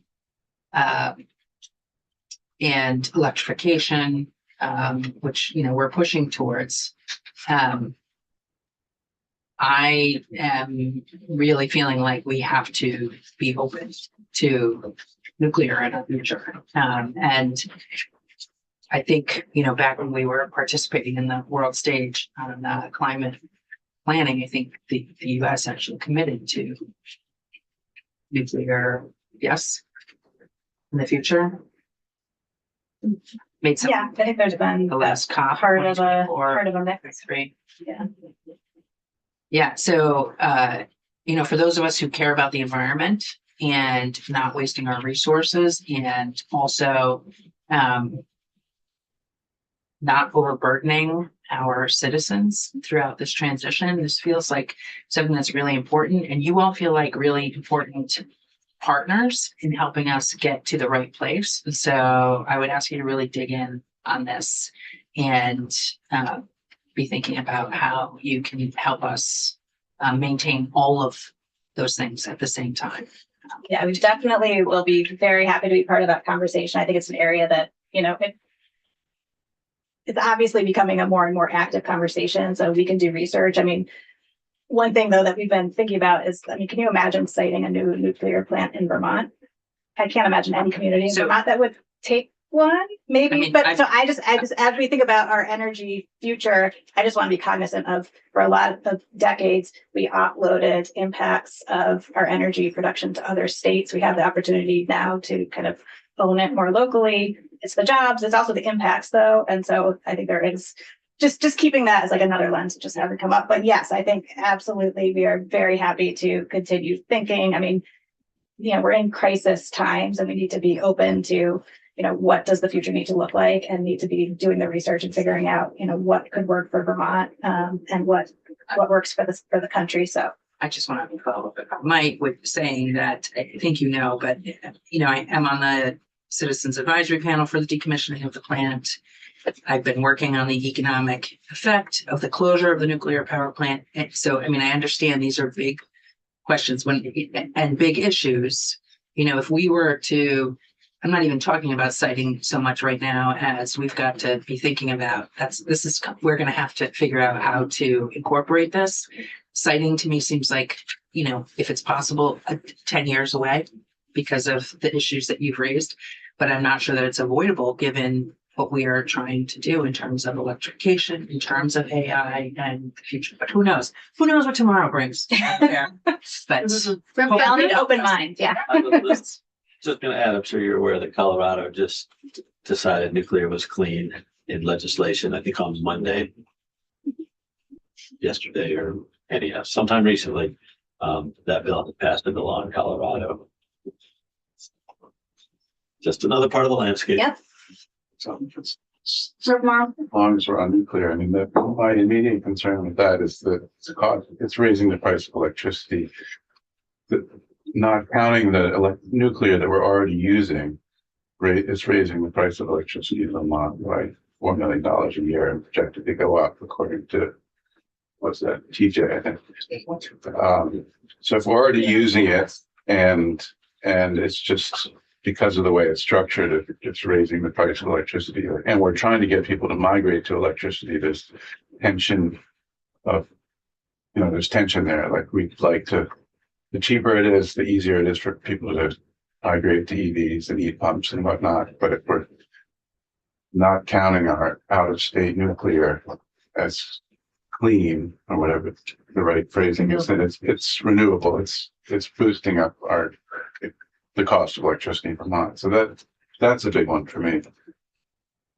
Is that accurate? Did I hear that testimony correctly? I mean, I think there's what I've heard anyway in this conversation and in some of the earlier testimony we've taken is that there's, you know, a more immediate proposal that's being made to us, you know, probably not this year, but in this biennium, about whether we open the res back up, which is that's a question in and of itself, I think, a big question in and of itself, to allow the nuclear power that we're already including in our grid, pulling it in from Seabrook to count for credits. That's a more, you know, do we want to open that up? Do we want to discuss that question this biennium or anytime soon? That's more of a now thing, you know, in the short term. The larger questions about, you know, whether this next generation of nuclear technology is safe, whether it's ready, whether it's encountering significant problems wherever it's being tried, whether it's ready to be brought online, how long that's going to take, whether it's 10 years, 15 years, 20 years, and whether when it's ready, we would ever want to consider citing that in Vermont. I see that as a way down the road question. Because from I think what we know or what we've seen around the country is that this is a future. The technology is not there yet. It's in development in some places, and I do tend to agree with you. I don't see Vermont as being a state that would be very amenable to siting a nuclear power plant here anytime soon. I mean, we have a hard time sometimes citing solar panels, so I can't imagine siting a nuclear plant or Or wind. wind, Or for wind. that matter, wind. Yeah. You know, So- both have smaller footprints and would have less risk. So, yeah, so there's very challenging, I think, and debatable shorter term questions. We've got a proposal before us on the res, which I've got a lot of hesitation about opening back up right now. And then there is the long-term question about what is going to be the role of next gen nuclear technology in America's energy generation future. And I'm thankful that we don't need to answer that question today or here in the Vermont legislature right now, because I think there's a lot that remains to be seen about how and when that technology is going to come online. But we need to, I think we have our next witness here. Thank you Thanks so all. much. Appreciate it. Thank you. Thank you. That's go ahead, Chris. Yeah. No, you're good. Yeah, I Use it, yeah. walk around, yeah. Yeah.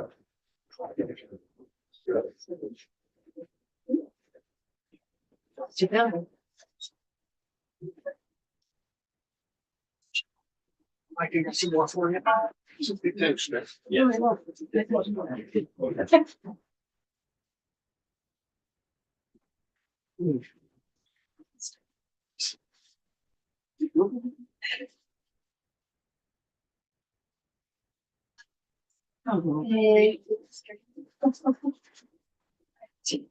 All right, for the record.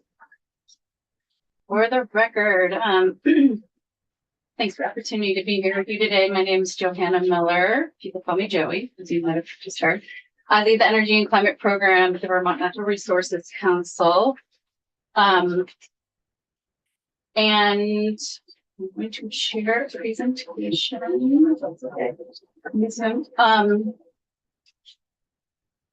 And give it a piece. Working inside. Okay. Do you see that?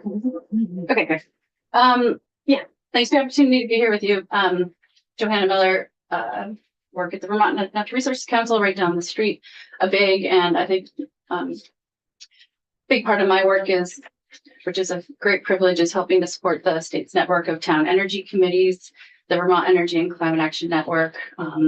There are about 130 of these, mostly municipally appointed grassroots groups all across the state. And so our policy advocacy and our priorities are really informed by that network of really important players in Vermont. I'm also the House appointed member to represent the environmental community on the Vermont Climate Council and helping to lead the transportation work of the Climate Council. So I just wanted to provide a little bit of sort of context about, you know, our work in this space for a while, the work that's been happening in Vermont on these issues before you for a while. Some of them relate directly to 289 and other things that are in your purview or potentially under consideration. I share this slide and I've shared it with Jack as a PDF. These are all links, but I just wanted to provide a little bit of historical context. This is the 20th anniversary of Vermont enshrining its greenhouse gas emission goals into statute. So we set those targets in statute in 2005.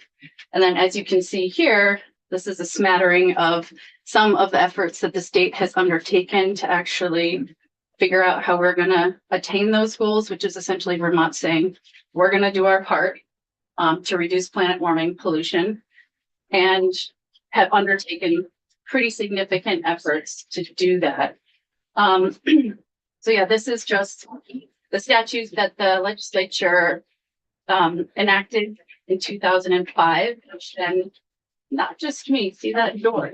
Apologies again for that. When the window. That's the window. I think it's the window, yeah. But the window is lovely, so it's great.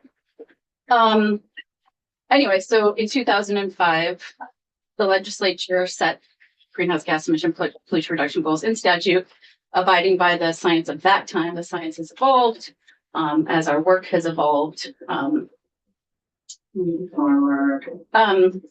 20 years later, I think you've probably seen this image before, and essentially just underscoring that despite some really great work and progress in some key arenas, we're not on track And that is in particularly true for the transportation and thermal sectors. So the transportation and building sectors, we have far more work to do. I'm going to speak to a little bit of that in a moment. Joey, I'm sorry. Yeah. I know you have to move through, but anyway, you know what? You've got slides. Move on. I can ask you about this. Yes, happy to go back to any of this at any point too, because I may actually hit on it immediately. So going to highlight some of the work that we've done and then also focus more on the work that we need to do. But as you're probably well aware, we've made significant progress in the electric sector, in the energy efficiency sector through the creation of our efficiency utilities back in 1999, the early 2000s. That has had significant benefits to all ratepayers, the efficiency work. Also made significant progress in the electric sector, keeping our electric rate some of the lowest in New England. And that's because of our renewable energy standard, the standard offer, the net metering programs and other things that are putting Vermonters to work, and the clean energy job sector. And we've made progress in the electric and efficiency sector because we have obligated our utilities to be partners in progress to Vermont and Vermonters to reduce energy consumption, and obligated our distribution utilities to procure more renewable resources. You've done that work. We're just talking about the renewable energy standard, setting us on a pathway to by 2030 for our two largest utilities, in 2035 to be 100% renewable. So we've made good progress, and that's having significant benefits, including cost savings, carbon reduction, health, and other benefits to Vermonters.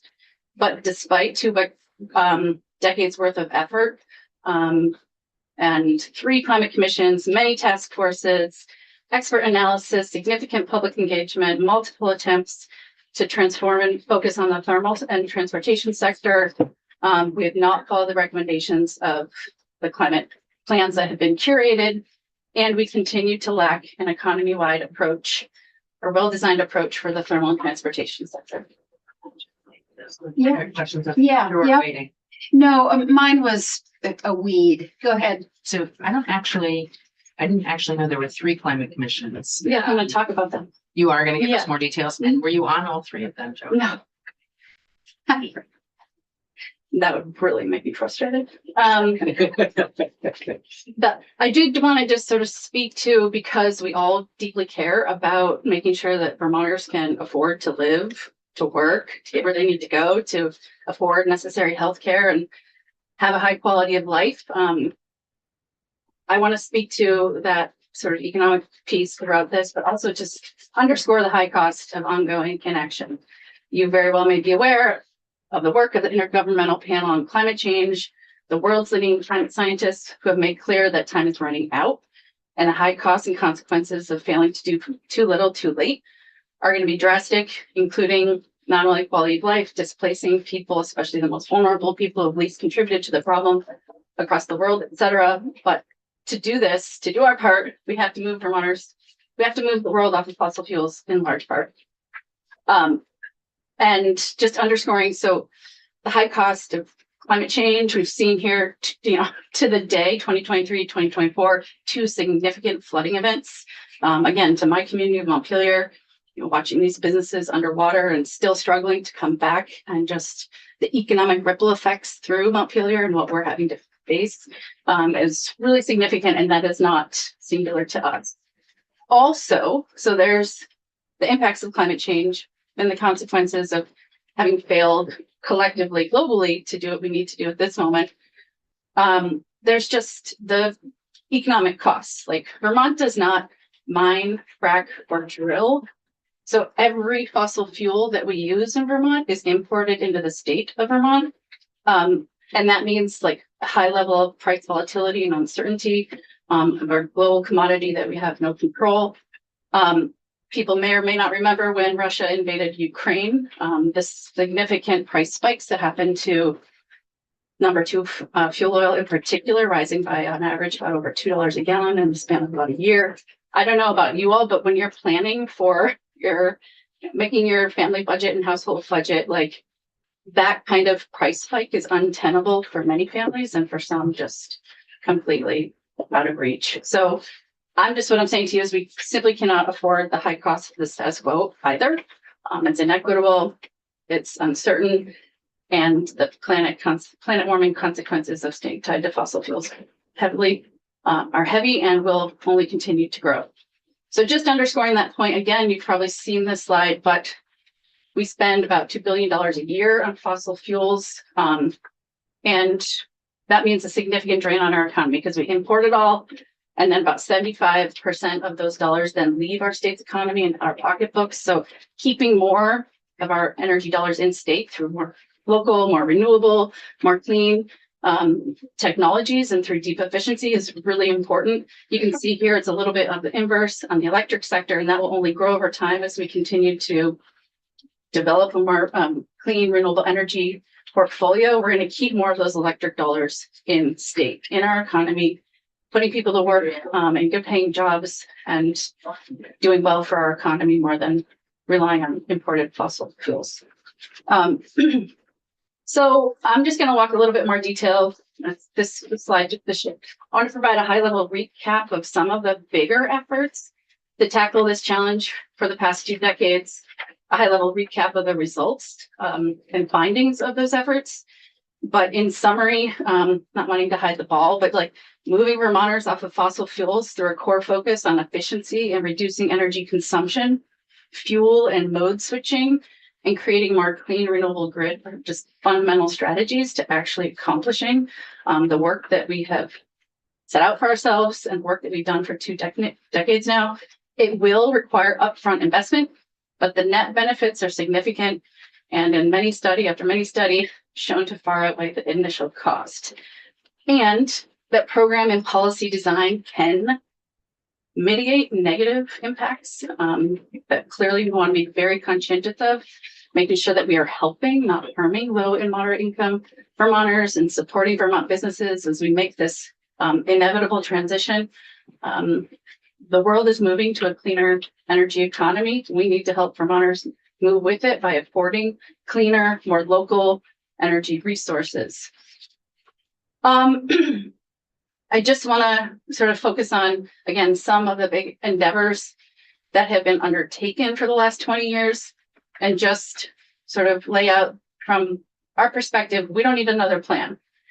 We have had 3, to your question, Representative Sibilia, we have had 3 robust climate action planning efforts with a slew of really thoughtful recommendations, starting first with the creation by Governor Jim Douglas in 2006, a commission on climate change, which then issued a report on their findings.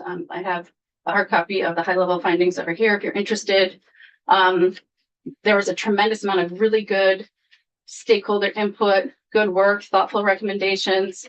A lot of those recommendations, some of them have been acted on, a lot of them are still relevant, and that work, I would say, is still a helpful foundation to continue to build from as we look to figure out how we're actually going to do what we have set out to do 20 years ago. Then Governor Scott established his own Climate Action Commission in 2017 when President Trump 1.0 withdrew the United States from the Paris Climate Accord. Governor Scott stood on the shores of Lake Champlain with many local municipal leaders, business leaders, allies, distribution utilities, and others. I was there and he said, we are still in. He reaffirmed Vermont's commitment to holding tight to the Paris Climate Accord parameters and saying, we're going to do our part. He joined the U.S. Climate Alliance, of which he remains, in Vermont remains a partner.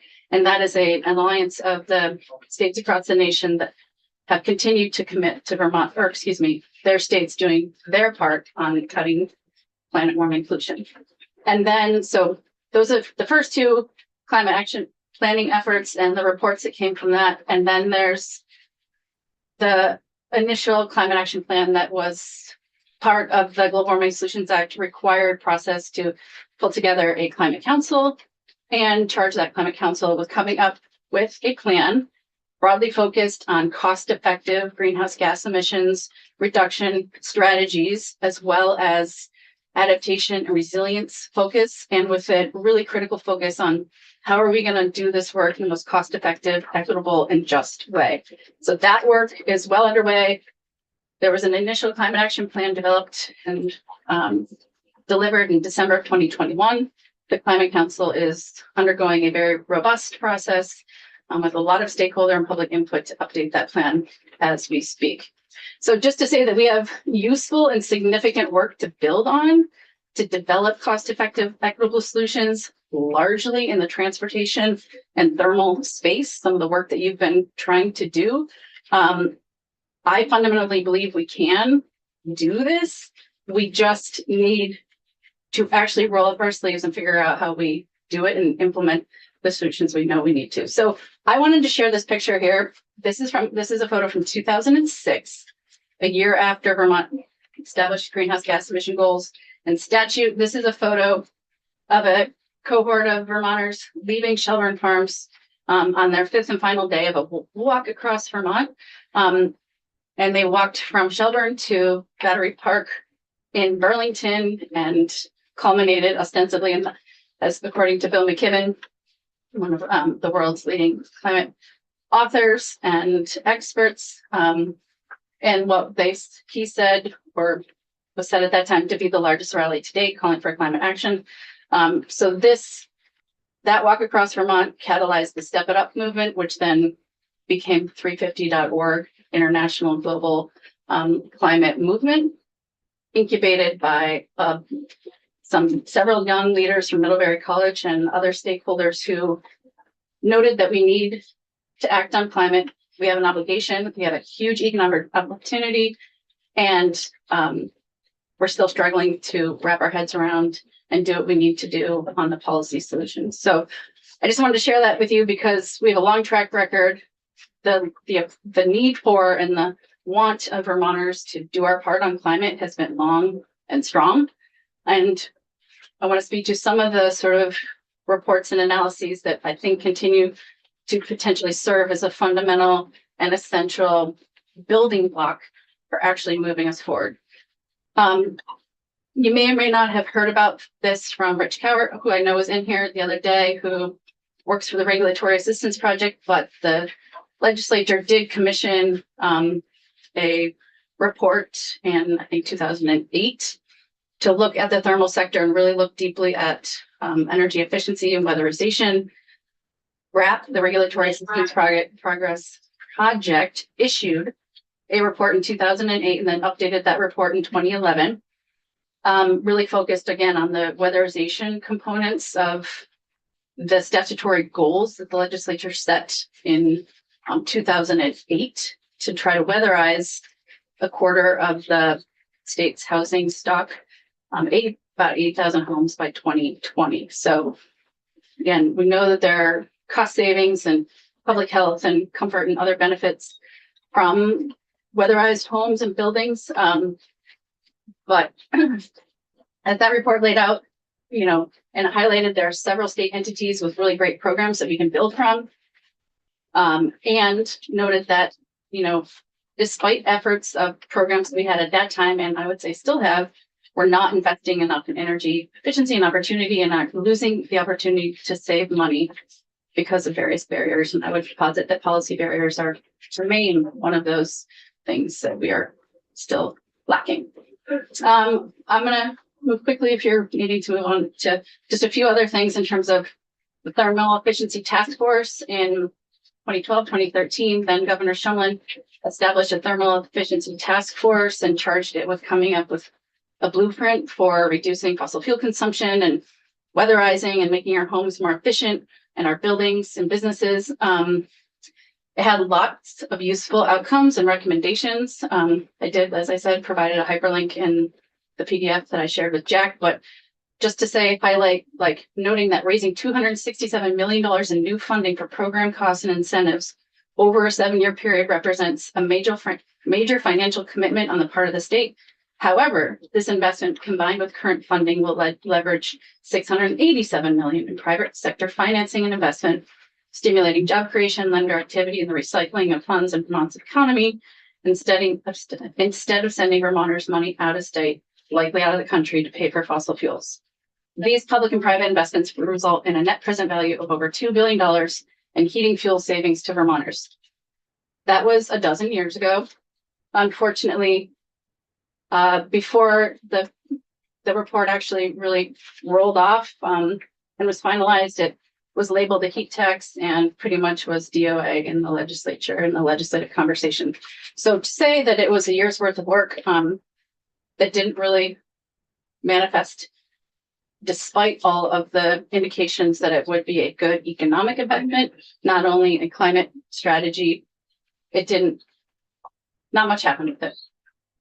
The next year, to inform the comprehensive energy plan, the Public Service Department commissioned a total energy study, worked with expert consultants to look at how the state could achieve the 90% by 2050 total renewable energy goal that the comprehensive energy plan had laid forward.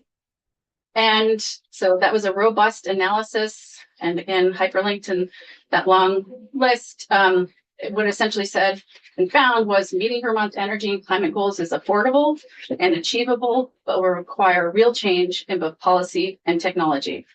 Well, the technology has evolved. The policy has not yet caught up to that moment, with the exception of, again, the electric sector, where we've done really significant work. The total energy study found three primary pillars for this needed transformation: aggressive and deep efficiency, fuel and mode switching, and growing our renewable energy supply and portfolio. Again, we've done some really good work in the renewable sector, in the electric sector.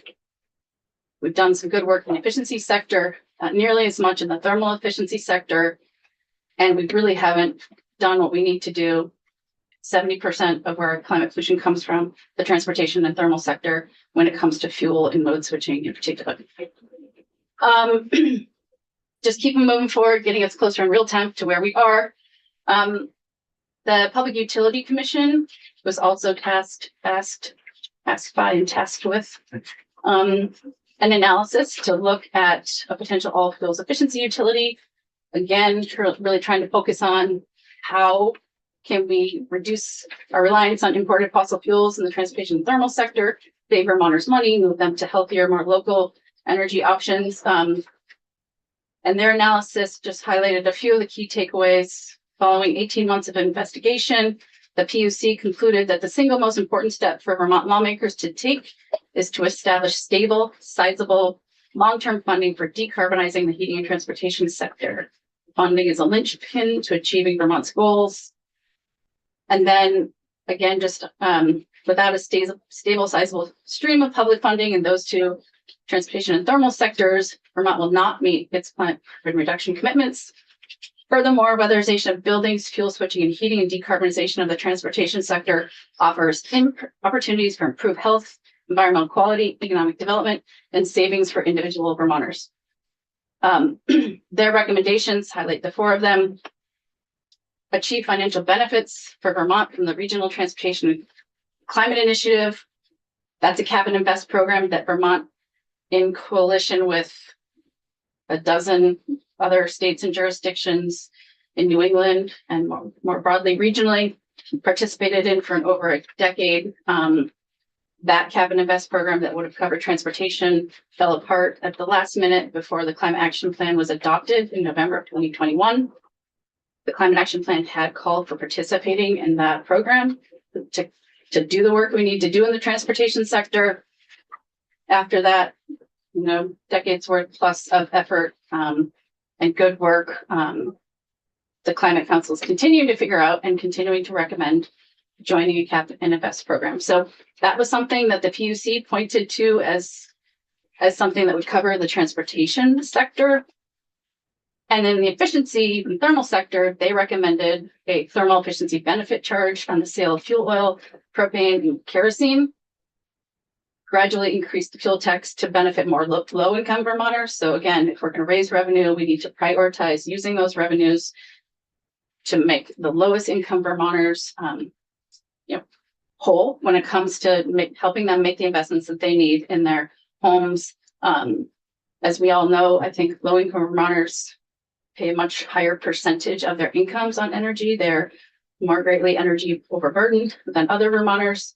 we have an opportunity and obligation to design programs that serve them better and best. And then the last finding of the PUC's report from that time was really unsurprisingly support the resilient ecosystem of program administrators and market actors. Essentially meaning that we have a lot of good players and partners in the state of Vermont that are doing this work. I know this very well from my close work with communities and town energy committees who are working very closely with their community action agencies, with Efficiency Vermont or Burlington Electric and Vermont Gas. We have a really incredible network of partners and players in the state of Vermont. Some fuel dealers who have evolved their business model. The goal is to really support the accelerated transition to helping all fuel providers, not just sell fossil fuel heat, but to sell warmth through a variety of different strategies and help Vermonters access and afford cleaner, more local energy resources. Just a couple more slides. I share here, this is I noted that the Transportation Climate Initiative, which was a core recommendation in the Climate Action Plan to focus on reducing pollution in the transportation sector and saving Vermonters money. Because the Transportation Climate Initiative fell apart at the last moment, the Climate Council had to get back to work to figure out, what else do we need to do? That work is still ongoing. But what we found when we dug more deeply in 2022, in November of 2022, we adopted an addendum to the Climate Action Plan related to the transportation sector, but I would say is across the board when it comes to the thermal sector, true as well, that the only currently known policy options for which there's strong evidence from other states, provinces, and countries, those entities that are doing it, of the ability to confidently deliver the scale and pace of emissions reductions required by the Global Warming Solutions Act are one or a combination of a cap and invest or cap and reduce policy covering transportation fuels or other fuels, and a performance standard akin to what you have explored with a clean heat standard. And also recognize in that addendum, and we continue to recognize that based on research associated with their potential implementation, these approaches can also be designed in a cost-effective and equitable manner. Can I pause you for 1 second? Jack, have you heard from our 3 o'clock witness? Is she waiting in the? They're in the cafeteria. They're in the cafeteria. Okay. This is my last slide. Okay, great. And I let them know we might take a little bit of a break before. Super. So they're okay. Yep. Okay, great. So thank you for the ability to sort of go a little bit down, like our historic work in Vermont before 2005, but since 2005, when we did set out our commitment to Vermont doing its part on climate pollution, which again in Vermont is a significant economic opportunity to move Vermonters off of imported fossil fuels onto cleaner energy technologies that are more cost effective, healthier, and put more people to work in the clean energy sector here in our state. But we fundamentally lack the core tools to do that. So we lack and need a primary policy or regulatory approach in both the thermal and transportation sectors. And we don't have that, with the exception of the Advanced Clean Cars program, package of programs in the transportation sector. So through at least the latest climate action plan, but there are pointing towards the similar themes in the 2 other climate action plans that I noted from 2007 and 2019, that there are specific strategies like a cap and invest program that deserve and are worthy of further exploration. I know you've heard from the treasurer about the cap and invest study. I hope you all dig into that a little bit more deeply. And I am looking forward to working with him and his team to figure out if that program moves forward. How do we fundamentally focus on making anyone who would be overburdened by that, low-income Vermonters, whole and potentially even come out ahead by enabling them to participate in and afford the clean energy solutions that we want to help them access. So what should we be pursuing? Continuing to look at cap and invest in thermal performance standards. But I just want to leave you with, I know you're digging into a lot, and this is the beginning of a new biennium, but would note that, I'm not speaking for the Climate Council. As I mentioned, I'm a member of the Climate Council. But my organization has been deeply involved in that 20-year effort for a long time. And I think what we fundamentally need is not another plan, but to really take seriously the recommendations of the most recent climate action plan in particular, and the ongoing work to update this new climate action plan that will be very well informed by the input from Vermonters. Side note, I hope you all know that in April, the Climate Council will be having public hearings across the state, 2 virtually, 7 in a community potentially near you. And we need to hear from all Vermonters about what are their concerns, their realities. I do a lot of work with communities that have these energy navigator programs, which you are probably very familiar with, but I think it's really important. How do we help people understand and access cleaner technologies and also afford those cleaner technologies by providing them access and support to understand how they can make investments in their homes or their businesses. But without a fundamental policy tool to cover both the transportation and thermal sectors, I think it will be continued to be piecemeal, less cost effective, and continue to be, I think, just enshrine us to a status quo that's not serving people or our planet well.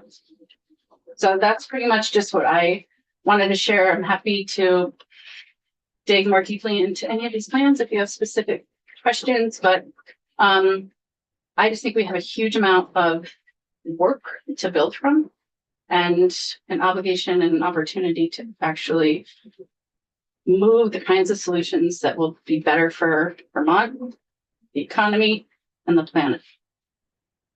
We're running late. Did you have a question, Rep. Sibley?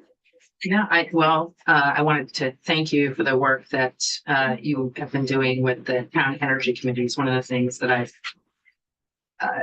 asked Climate Council and A&R about, I get very worried that we are not getting far enough into rural Vermont. Yeah. But thus, I know those committees are probably as far as we get. So thank you for that work.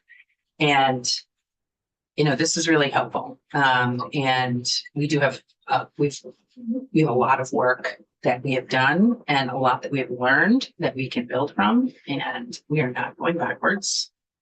Excellent. And so, how do we take what we have learned, and your groups, other stakeholders are going to be really important in helping us navigate what's workable, what's not, and what do we do with that? So. Rep. Kleppner? So you mentioned some slides ago, adding a charge to fossil heating fuels and then ramping that up over time to have a bigger pot of money to invest in large homes. Have you guys thought about how we protect from economic burden those lower and moderate income Vermont homes that don't convert immediately, that are another 20 years on fossil fuel? Yeah, I think that you can, you can hold some Vermonters harmless, or you can provide direct rebates on whether it's an EBT card or something that, if a Vermonter is accessing other services, I think there are strategies to do that. Because we know it's going to take a transition and take some time. But we have partners in progress in this effort, including our community action agencies who we worked with a lot, who I think are a couple in particular really well suited to help identify ways to do that. But just one other theme that as I was revisiting some of this that was just really striking to me is if that is old saying goes, time is money. Again, we've had these goals on the books since 2000. We've been pointed in this direction for a very long time. Had we actually, implemented the recommendations of the Affordable Heat Report from 2008, 2011, or the Thermal Efficiency Task Force from 2013, just curious where we might be now in terms of workforce development and having helped Vermonters get off of fossil fuels. I know that you hear a lot that we can't affordably meet our 2030 targets, so we should roll back, or change the deadline. Well, just noting, it wasn't a deadline set out of thin air. It was based on the climate science that I showed you, international climate community saying we need to reduce fossil fuel consumption by half by 2030 to avoid the highly consequential and costly consequences of a destabilized planet, which we're starting to feel. But just noting that every year that we fail to do ultimately what we need to do, I just say it's not only costly and consequential for our planet, young people, and future generations, but to our economy. We have a massive opportunity to put people to work in more local, well-paying jobs. Had we done that a dozen years ago, I just think that we certainly shouldn't not be rolling back. We need to do the hard work of moving forward and designing programs that mitigate some of those challenges that you just mentioned, potentially, Brett Kleppner. Super quick. I'm feeling very cognizant of the folks that were keeping waiting in the cafeteria. Real quick. Thank you for this history and all your work on this. Are there any states that are making real progress and are on track? Yes, if you haven't watched it, and I'm happy to follow up with Jack, we at Climate Council, we heard from 4 jurisdictions who have implemented Have an Invest program: California, Washington, Quebec, our neighbors to the north, and New York, who's exploring it. And they had some really powerful testimony that really spoke to why they did it, the benefits. And they're on track. Other goals. I mean, I don't know. I would want to dig into that, but I think it is helping them reduce pollution. Some Washington's is very new. Yeah. But Quebec's is pretty deep. And to be honest with you, when we asked the equity question to Quebec, the representative essentially said they don't have to design the program to deliver equity because they have other programs that do that. So again, not every policy is going to solve everything too, but the complementary policy portfolio of things is really important. I'm happy to share that with you if you're interested. Thank you. Joey, thank you. I had Rep. Helen real quick. We were in earlier talking about thermal replacing fossil fuel thermal with wood pellets, carbon. What's the difference between the CO2 that comes from burning wood carbon versus burning the carbon from a fossil fuel? Well, first of all, combusting things in general, not great. We need to move away from this. One of them is biogenic emissions, that sort of circulate on a more 50, 60-year timeline, as opposed to geologic emissions that were created by dinosaurs that once you combust those fossil fuels, they have different life cycles. CO2 from burning wood has a different life cycle than the CO2 from burning fossil fuels. Maybe you could connect. We've got to call you guys. Sorry. Yeah. But combusting things in general is not great. So efficiency and electrification. The difference between the two CO2s. Happy to follow you. It sounds like Brett Kleppner can connect with you as well. Joey, thank you so much. Thank you so much for your work and your time. You bet. Appreciate it. And Rep. Helen, while we're transitioning, I'll just say, pellet, Yeah. high efficiency pellet heating. Get a break. No, we don't get a break. Lower emission. Can't let them know. No, we don't get a break. Fossil fuels except natural. Make your own break. Pat, make your own break. Gas, then pellets, then all the others. CO2 per I let them know that we might take a break at 3:20 since we hadn't had one. Yeah. So they are